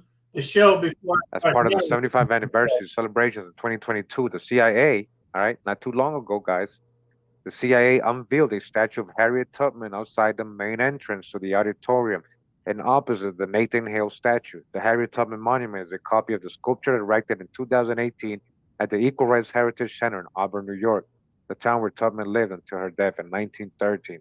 The bronze figure represents a young Harriet Tubman traveling the Underground Railroad, extending her left hand behind her, signaling an invisible group to follow her on the arduous route to Canada, while her right hand holds the lantern, illuminating the path to freedom. Tubman's work with the Underground Railroad not only freed 70 slaves, but also provided critical intelligence to the Union Army on Confederate forces during the Civil War. The statue recognizes her service to the country and the example she set for intelligence professionals. All right, pioneer of intelligence and the example she set for intelligence professionals. All of them, 007, the Mission Impossible guy, all of them. No, but yeah, it's, history they don't tell us about. All right, and yeah, that's basically a little history. I have to put my military cap back on now. Yeah, I kind of wanted to show. Let it know. So let's go on to the tree, guys. There wasn't no one-sided video. All right. Now you're gonna start showing you the tree, receipts. Guys. Puzzle. Here come the receipts. Here comes the proof that each one of the people that says they were where they were. Not buying what? There's nothing they for sale, really Peter Parker, Spider-Man. There's nothing for sale. Here. I'm telling you right here. Show me the sources. Receipts. There's nothing for sale here, so I'm not selling anything. So what I'm showing you is fact. Here come the receipts. You can verify. This is verify. Not about believing. The truth. All right. So let me see. Your line is made up. All right. So we're gonna have Peter. Somebody get Peter out of here. Peter's just gonna interrupt. I just read from the CIA's website, from National Geographic, the Smithsonian, Intel.gov, and you're talking about my line is made up. I was just reading. All right, so yeah, please get Peter out of here. He's just gonna be distracting. Spider-Man. The Spider-Man, get him out of here. I'll be the guy, the boss from the newspaper. Get him out of here. Peter. He's a damn character. That's why you don't got a real name. Okay. And I'm making up things. So anyways, let's get on to the tree, guys. Hopefully, we're live. I wanted to record this and do it all like visually, but we're live. So it was not easy, actually. It was not easy getting this started, but I eventually got it started, right? Some of her descendants here. Let's start with this one, and we'll go up from here. So I started kind of like with her, try to see if there was any kind of room where the tree kind of pulled out, any hints or anything like that. All right. So, I mean, these are real people. I just want to show you guys. These are real people. Okay. Emma Maddox. She was 10 right here. It says father's name, Rob Maddox. Mother's name, Ginny or Jinsey. They were spelling her name wrong. Her mom, Jinsey. So Jinsey or Guinea Tubman. All right. 1910. She was already married, so she wasn't living with the parents anymore. I just wanted to show she actually was living with her parents there. Okay, let me see what else we got here. So again, we live. Just bear with me. All right. Emma Graves. Okay. All right, so this is her stuff here. So in theory, she would be Harriet Tubman's granddaughter, guys. That's what I'm showing you. So this is the husband she had, Rufus Anderton, and the kids. These are real people. Like, if you guys, you can't just say these people don't exist. These are real people. Now, let's go to Jinsey Tubman. Jinsey is very controversial. This is the one that they're not counting in history because they said she never had biological. Now, if she, so that's why the whole theory of her being a guy, maybe not. Did she have a child biologically? Who is this Jinsey Tubman? Which they're literally saying in history is John Tubman's daughter, who is Araminta's husband. We're going to talk about that. So we're going to look at the records. It says she was born in Dorchester County, Maryland. Again, Guinea Maddox. Right here, she's 50, living with Rob Maddox, her husband still, in Blount, Alabama, 1910. Jency. Okay, Jency Maddox and Robert Maddox. So Jency, that's what I want to show you guys. Jency and Jenny, Guinea is the same person. They're just spelling the name wrong because they can't read it correctly on the census. All right, Jency Maddox again, because she married Robert Maddox. That's why she's Jency Maddox. Jency Maddox, 1940. Jency, still living in Alabama, one Iota, Blount, Alabama. And now she got Graves too. Well, she's living with the Graves. Okay, yeah, we're definitely not in here to debate. We're past that. Okay, Jency Tubman. All right. So why she got Tubman? That's the last name. Jency Tubman's spouse, Robert Maddox. Do you guys see? So I'm just trying to show you that these are real people. There's real records here. You can click on the records and view them. All right. Why? Who am I showing you? This is what most families here on Ancestry are saying, and what the records are kind of saying is that it's Harriet Tubman and John Tubman's daughter, or something like that, or maybe just John Tubman's, and maybe she adopted him too. She took her in. Harriet took her in.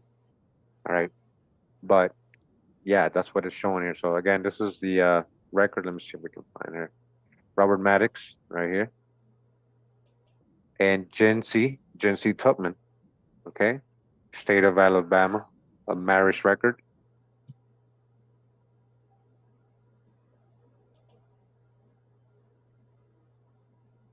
All right. So let's see what else is here. Find a grave, Jency Maddox. Okay, cool. Yeah, we got Jency right here. So we got a grave too. This is a real person. That's what I'm telling you guys. Jency Tubman Maddox Tubman. All right. When Jency Tubman was born, her father John Tubman. That was Harriet Tubman's husband, right?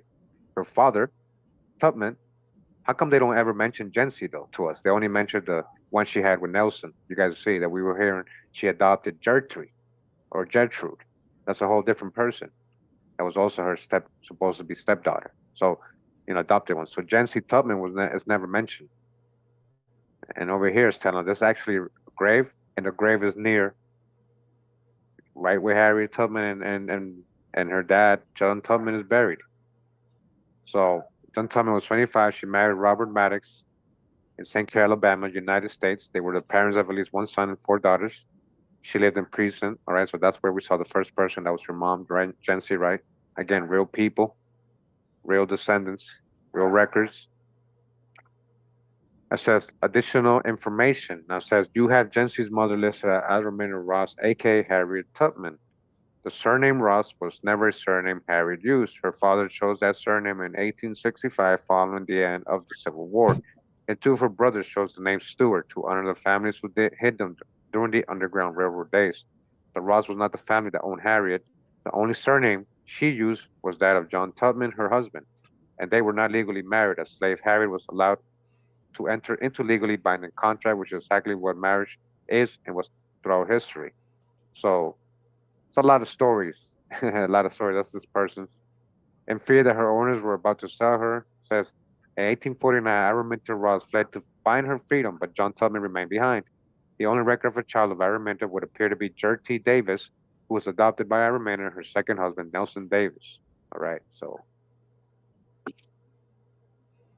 again, these are all the people in play here. So John Thomas Tubman, who's supposed to be the dad of Jency. All we know is that Jency's a real person.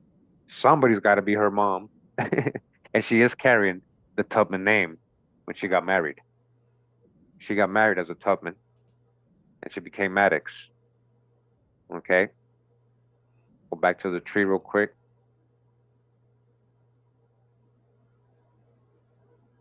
Five words you pronounce wrong 2 years before your brain starts shutting down. Dementia is now known as type I 3 know one. diabetes, It's according to the. African. Dodge the hijack. African. Dodge that word. Stick to what's real. See what Stay right here. So again, that was Emma's mom. These are real people, real records. It keeps going down. You know, I don't want to get too far down, a little private, I guess. And we're going up. We're gonna stay here real quick. We're gonna stay here real quick. I got these pictures colorized. I got a couple videos some excerpts I did. I want to show you guys. All right. So thanks for tuning in. We're live. Just bear with me. Okay. Just bear with me.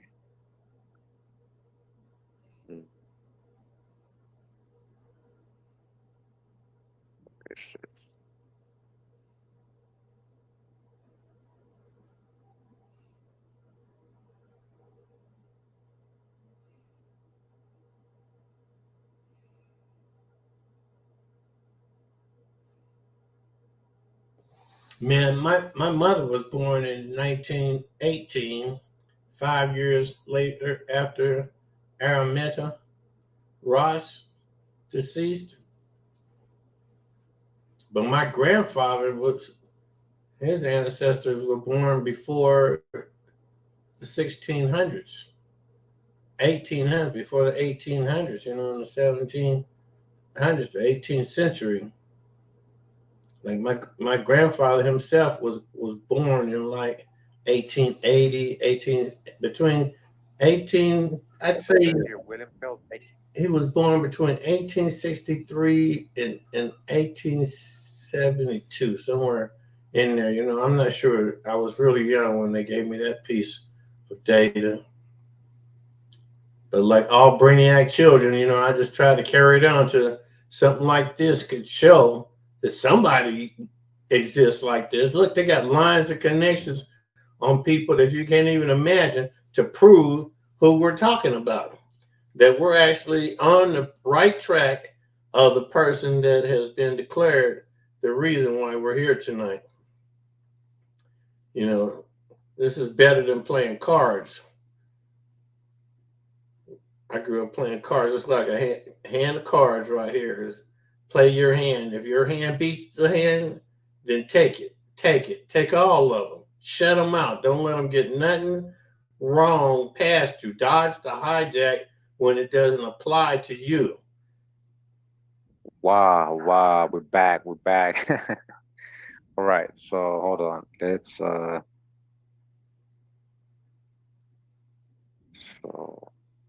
because we're talking about John Tubman. I just wanted to mention something that we read in when I did my Phelps Brothers video, right? The guys who impersonated.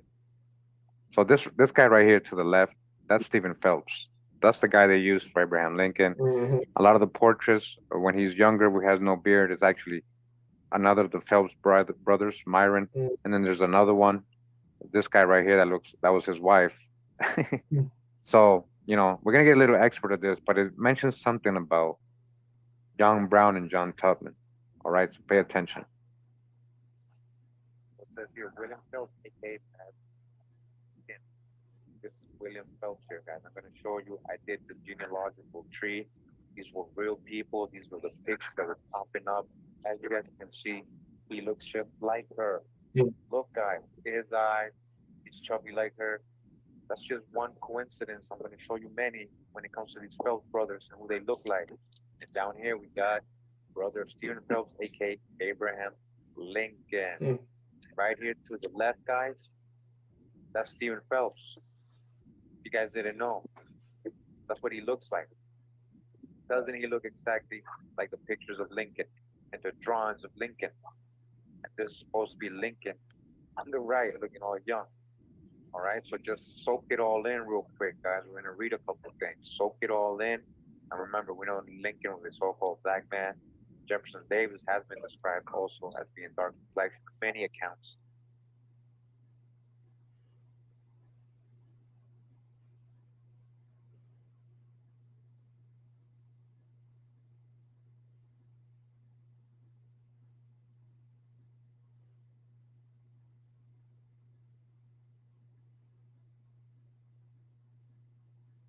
Isn't That's man. Wow.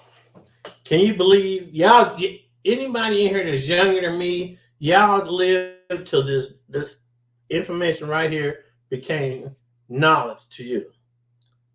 And myself, I'm from before this knowledge had a chance to have anything other than them fake ass Abraham Lincoln pictures for everybody to think Abraham Lincoln was some kind of white man. So why am I showing you guys this? Yeah, Remember, why? Harriet Tubman. Oh, my fault was too low.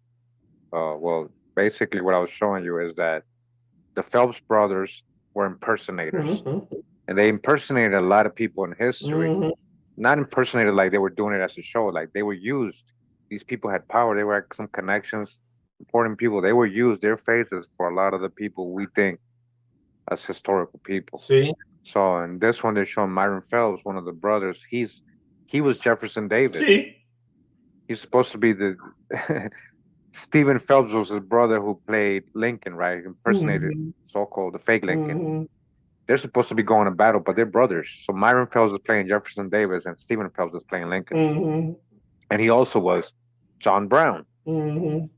He was John Brown as well. So Harriet Tubman had a lot of relationship with John Brown. Remember, John Brown called her General Tubman, we read. He esteemed highly of her. Who is John Brown really? Who is John Brown really? Is John Brown really real? So let's keep watching. All right, I'm gonna put up the volume a little bit more. Sorry, guys. See, it looks just like him. All right, Myron Phelps, aka Jefferson Davis, pro-slavery, birthmark, John Brown. Here's John Brown with beard. It's the same person, and it's not even John Brown or Jefferson Davis. One of the Phelps brothers is Myron Phelps. All right, guys? Myron Phelps. Now, John Brown was supposedly murdered as well. It says his execution, aka disappearing act, moving on to a new character in the play. So they assassinated Lincoln, right? Well, they needed to. They got rid of John Brown, yeah. Like they're telling you right now, so he can go ahead and play another role. And what's important about this future video? Let's hear Myron Phelps, aka Jefferson Davis, aka John Brown, aka John Tubman. Hold up. Isn't John Tubman the husband of Harriet Tubman? Araminta Ross. All right, we got a future video on her, guys. Don't worry.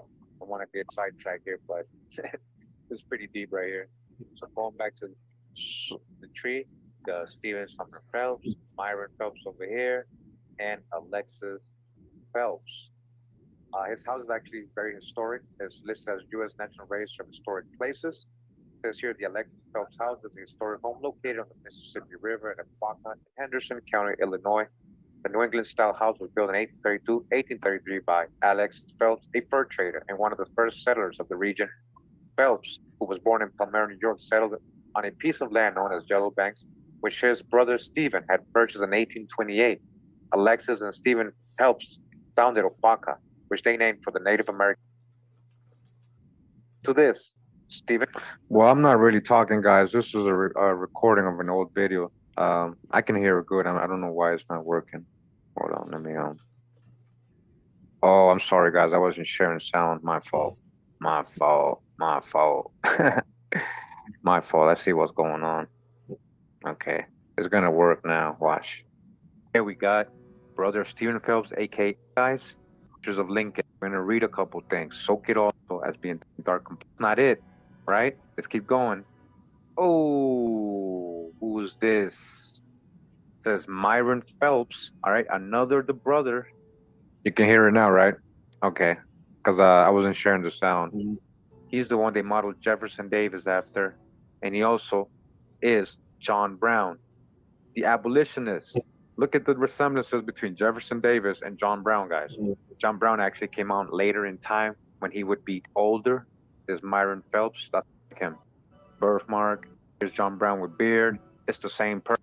Myron Phelps. All right, guys? Myron Phelps. Now, John Brown was supposedly murdered as well. It says his execution, aka disappearing act, moving on to a new character in the play. So they assassinated Lincoln, right? Well, they needed to. They got rid of John Brown, yeah. Like they're telling you right now, so he can go ahead and play another role.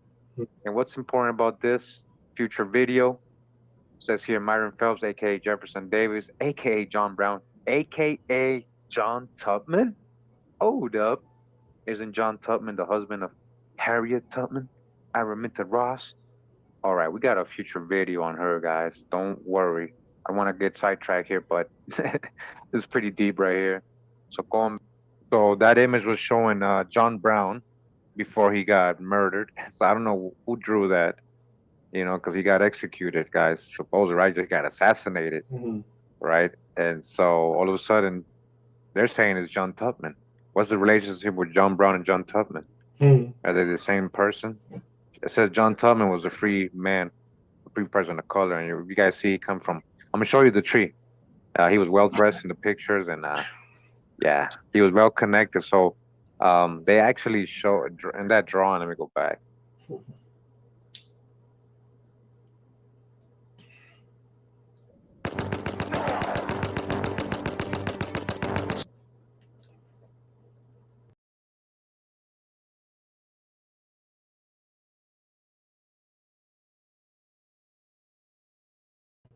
And get live with you. Hey, there's DJ Tanya. I was giving you high praise there earlier, my dear. Yeah, so Michael he said he was ducking out. That means it was getting too deep, too heavy, too quick, and too long for him. So, you know, we got some new replacement characters in this live talk show that we're doing about, you know, the life and times and who was actually the real live woman known as Harriet Tubman. So I want to thank y'all for coming in. Come on in. Make sure you hit that like button. Throw your everybody drop your link. Everybody sub up to anybody you might not be subbed up into here. And I'm gonna give y'all the time to think about yourselves. Ooh, excuse me. Really. So I'm gonna go down here in the campsite and pull up some videos for y'all to check out here for a minute, okay? So don't nobody go nowhere, you know. I'm just it's been almost 2 hours now, you know. This is a good way to be coming back in. So I'm gonna turn on some of this music here.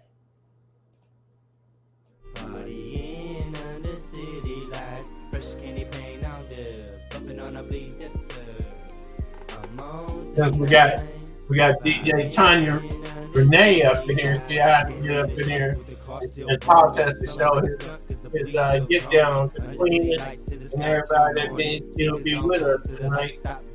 You know.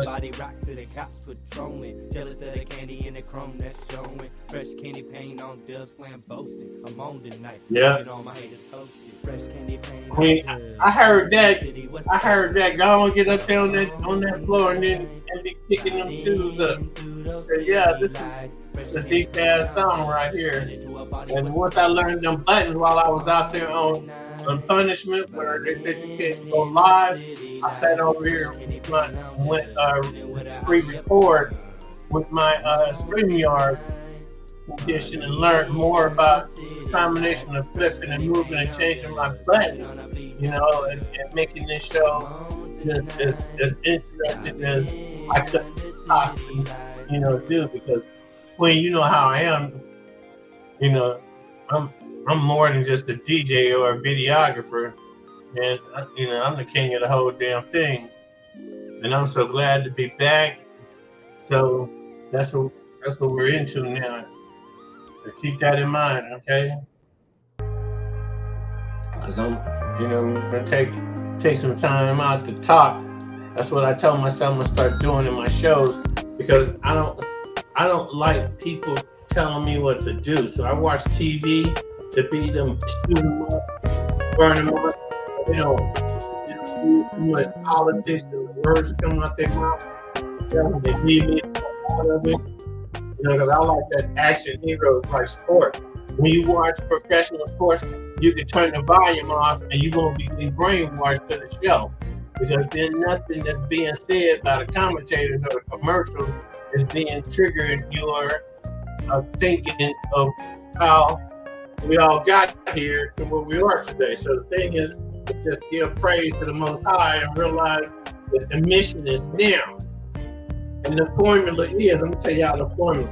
The formula is MAPS. Okay? MAPS. And what MAPS is marketing, advertising, promotion, strategically for 2024. We're going to educate and go to tactics. Constant acquisition of that next higher level of figuring out what the AI is going to be now that the change is on. YouTube, now it's going to be, an explosion for people like me, that don't even have 500 subscribers. I'm going to get me 500 subscribers. Y'all got to help me. I'm going to do shows every day, on some kind of marathon to get to 500 to see what that prize is that they give you for 500.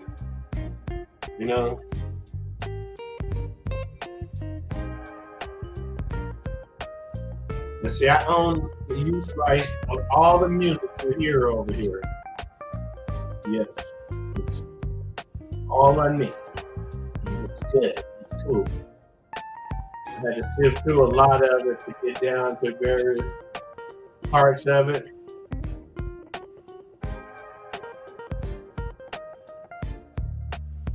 Get that job.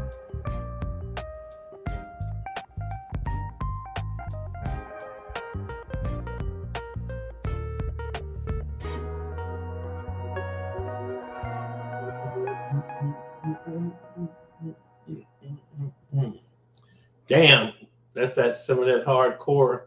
Let me get that next one up then. Let's keep it going, y'all.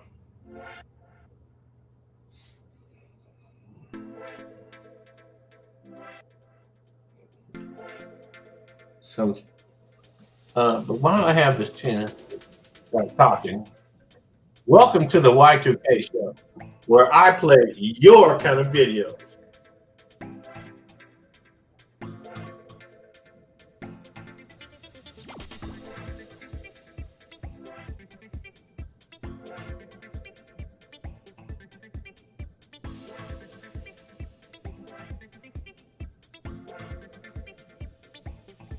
Hit it. Man, y'all ain't excited. Is there anybody left here? Am I the only person in this building? Oh, I see what the problem is.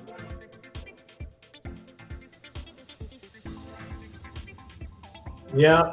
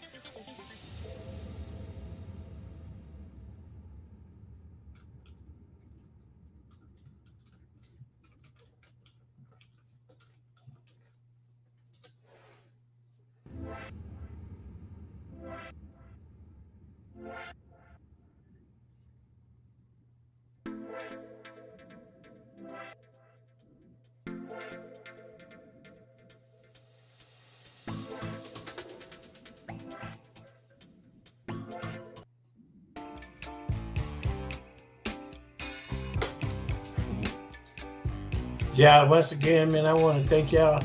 And I know those of you that might be all the way to the East Coast, it's like 10:35 at night. I appreciate you for being here, you know, and just count down the time zones to the West Coast, you know, just be hanging out. And I'm grateful that you're here too, you know. And I ain't saying that as a politician or nothing, but I have been known to be a public speaker. Let that be known that I have spoken publicly before. With my shades on or off don't matter, you know. It's when it's time to step up to the microphone and tell the truth, the whole truth, nothing but the truth. If you don't even start out identifying what your sources are going to be before you even claim what your accusation is, you know, that's called, you know, marketing, advertising, promotion, and strategy. You know, because the first thing you want to do is create whatever you're doing. The first thing you want to do is set a budget for how much time, money, and energy you're willing to invest in doing something right. You know, because you could do something right on the front cover and have it totally wrong on the back cover. And there's no good in that. There is no good in that. You know, because you of all people have to know what's going on with you before you decide to be going on. So look, at this point right here, you know, I'm going to tell you guys, thank you for hanging out. You know, what we just went through is we went through all the different variations of the stories of the existence of Harriet Tubman. And then now, we're going to come back in tomorrow's second half, and we're going to continue with continuing saga of what the real truths are. You know, like, we're going to stop right here with the receipts certified that people associated in her reported bloodline actually are her ancestral people, you know. And so now we got that part. So in the second part of this show, because this show is about 2 hours long, we're already at 2 hours.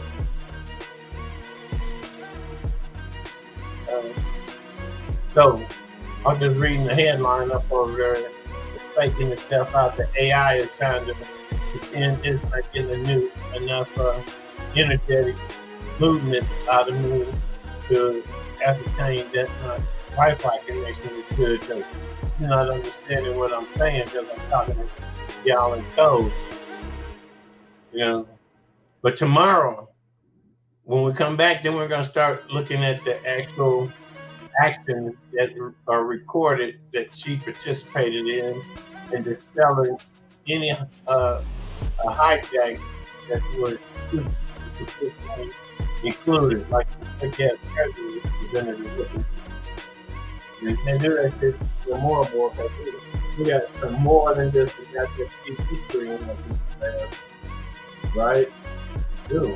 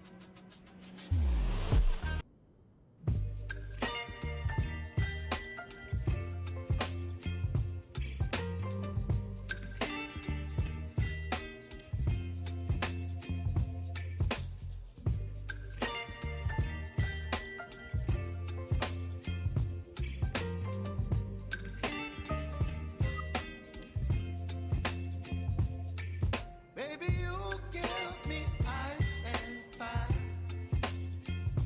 You're giving me wind and rain. You're some kind of butterfly. Baby, you give me midnight. You whip up my appetite. Don't leave me here high and dry. Oh, well, I don't wanna jinx it, baby.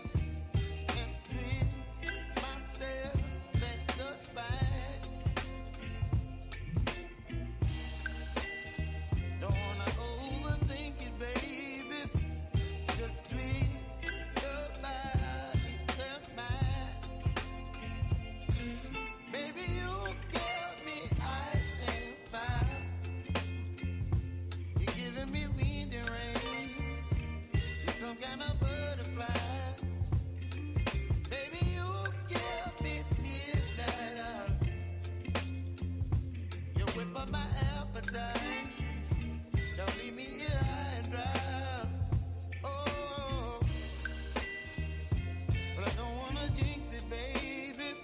Just not get ahead of my time. Oh,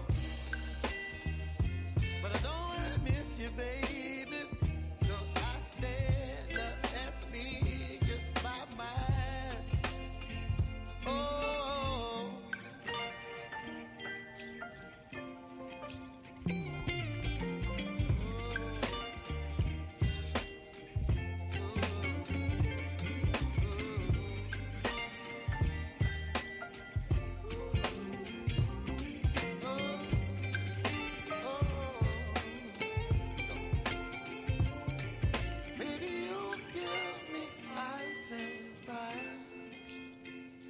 You're channeling wind and rain. You're some kind of butterfly. Baby, you give me midnight. You whip up my appetite. Don't leave me here high and dry. Baby, you give me ice and fire. You're channeling wind and rain. You're some kind of butterfly. Baby, you give me midnight. You whip up my appetite. Don't leave me here high and dry. Oh,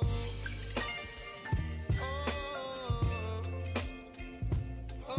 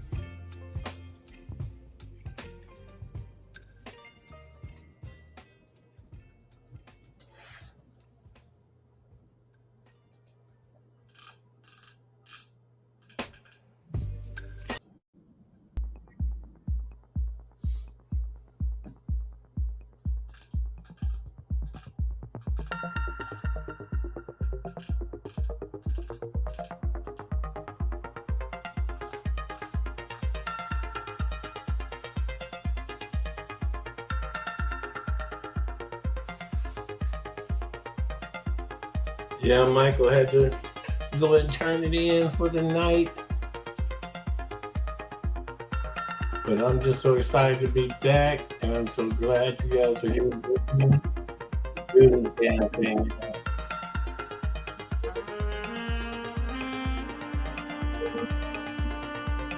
There you go. Get it.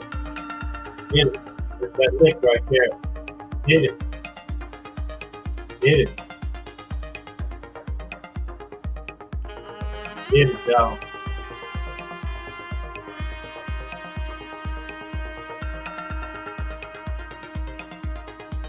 Get it.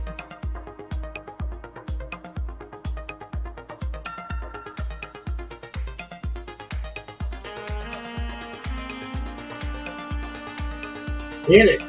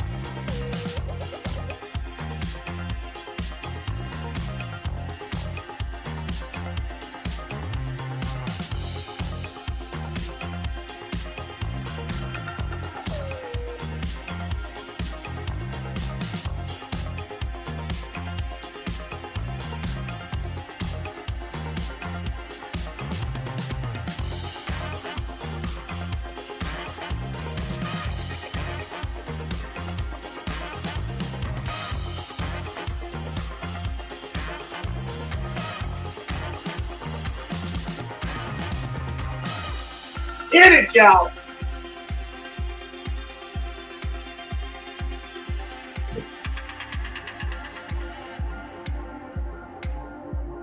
Hit it.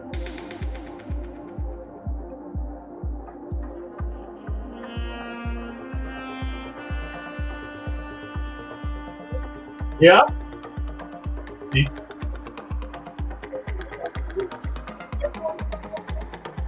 Yeah, there's at least 3 in here, man. I saw you when you fell off. I was right at a 100%.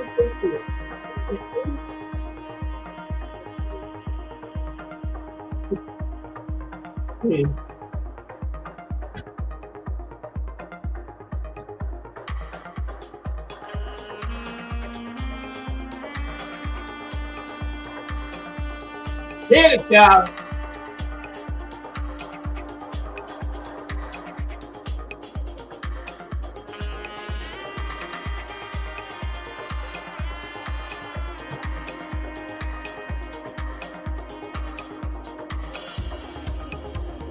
Get it, cleaning the whole damn thing. Where did hey, why I go? Got 100% going on in here. Make sure you hit that like button.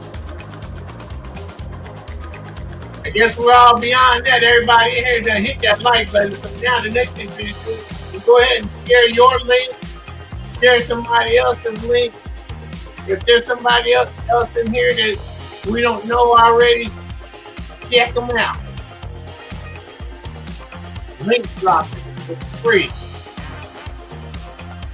And then drop this in your other social media platforms. You know, I'm trying to get some attention around here. You know, I'm doing this big old fat live ass free shows. You know, hitting it. Get it, y'all. Get it.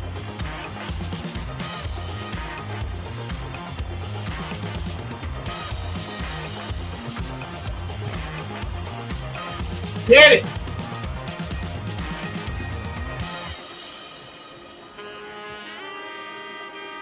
Oh, he at work? Wow. Oh, yeah, that's right. It ain't even 8 o'clock over here. That's cool. Yeah, that's fire. Like DJ Tanya said, that's fire. Man, I wonder where we all would be if we couldn't have been here tonight. I know I wouldn't have been. I'd have been sitting here fighting sleep. I swear to God. I'd have been fighting sleep, you know.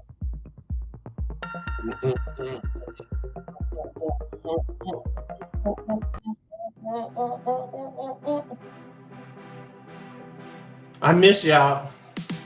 I guess I can't say that enough. Sitting around here with nothing to do. Just play with the internet, staying away from StreamYard or live shows because I was bored. I was listening. They forced me to go out and start building websites, looking for other companies and platforms. I was out sub up to me over here on Twitch, you know. That's where I'm at now. So I also got Twitch, Rumble, LinkedIn. I know I missed out too. At the damn store. But I'm so glad that I'm back and y'all can see, you know, I didn't get beat up or nothing. I didn't get slapped around. It's their time to tell me I need to go get better. So I'm better now, right? I'm better now. You know, and I gotta get paid. I know what to do now. You know, September 20th was my second year doing this over here. And just so that y'all know, today, 12/12/23 is 45 years ago that I got out of service. So, you know, I've been being a boss for a long time, you know. Sound, energy, I got it. I got it. Let the dice hit. Let they come, you know. See it. I got that great idea. You know, people tell you, know, I got this great idea of what they think you should do with your money, giving it to them. Well, that ain't what it's about. You know, investing all of your money and all your time in you works. Trust me, I've been doing it all my life. I'm still spending the first $5 I ever made in my life. I still have that in my pocket. Yeah, the first $5 I ever made was when I was 8 years old. So that was like 61 years ago. So I've been spending that same $5 since the beginning. I never been broke, ever. Because I've been, you know, I've given a lot of money away to various charities of people that said, I can do this for you for this amount of money. And at the time I felt like, well, you know, I can invest that. You know, that's a good investment right now. You know, it's not about getting it back. It's about, I'm at a point where I could actually give you $250 and you never give it back to me. I can do that. I'm calling that debt. So, you know, it meant nothing to me because here I still am. Here I still am. And I haven't had to go dig up one piece of gold out the ground and go cash it in and have no money in my damn pocket. You know what I'm saying? Nothing equates better than investing in you. I'm telling you that part from the heart. Okay? That's just straight up. And I ain't no magician. I ain't no Moses type. But I know the truth is, because it's so obvious. You know, it's so obvious. The truth is always, if you start out in a relationship with anybody with the truth, you will always be able to tell when they're starting to snake you. Why? Because they'll stop talking about the truth. It's simple. There's no ifs, ands, buts about it. When the truth is not important to them to perform in your relationship like it started, then there you are. Don't be no idiot thinking that, well, I don't really believe he's doing that to me. Well, why if she didn't think that all that was going to cause all these problems? I don't think she did she? Yes, the answer is yes. My wife, my second wife, died from loneliness. You know, I killed that bitch because she just insisted that the worst thing ever she was going to attempt to do to anybody was going to be to harm me, get me thrown in jail.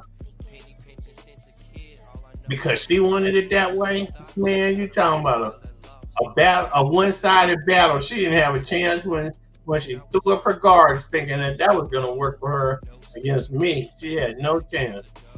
And then she's all mentally retarded and alcohol out. That combo, you know, don't make biscuits and gravy. That ain't a surefire formula for grits and motherfucking butter and a little bit of milk. Let me tell you, some bananas in your oatmeal, that shit ain't equal to none of that behavior. And so, you know, like, I dated her for a year. Then the next year and a half, I tried not to marry her at all.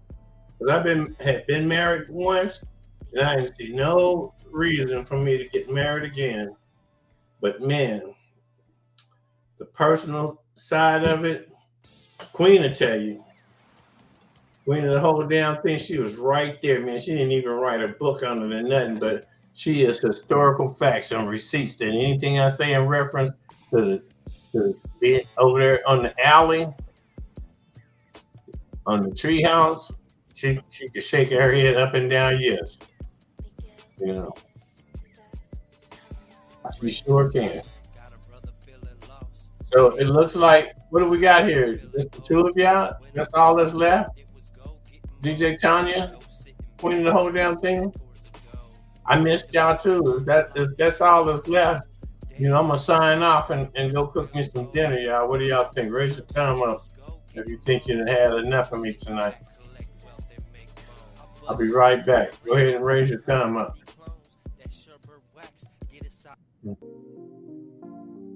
Don't be bashful. Just go ahead and put that thumb up.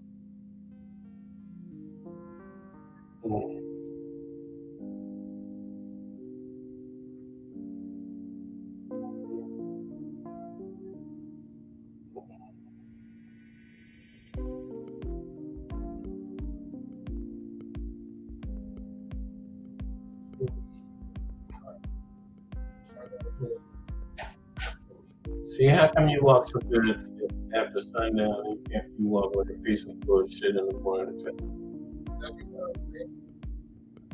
Is that the reason?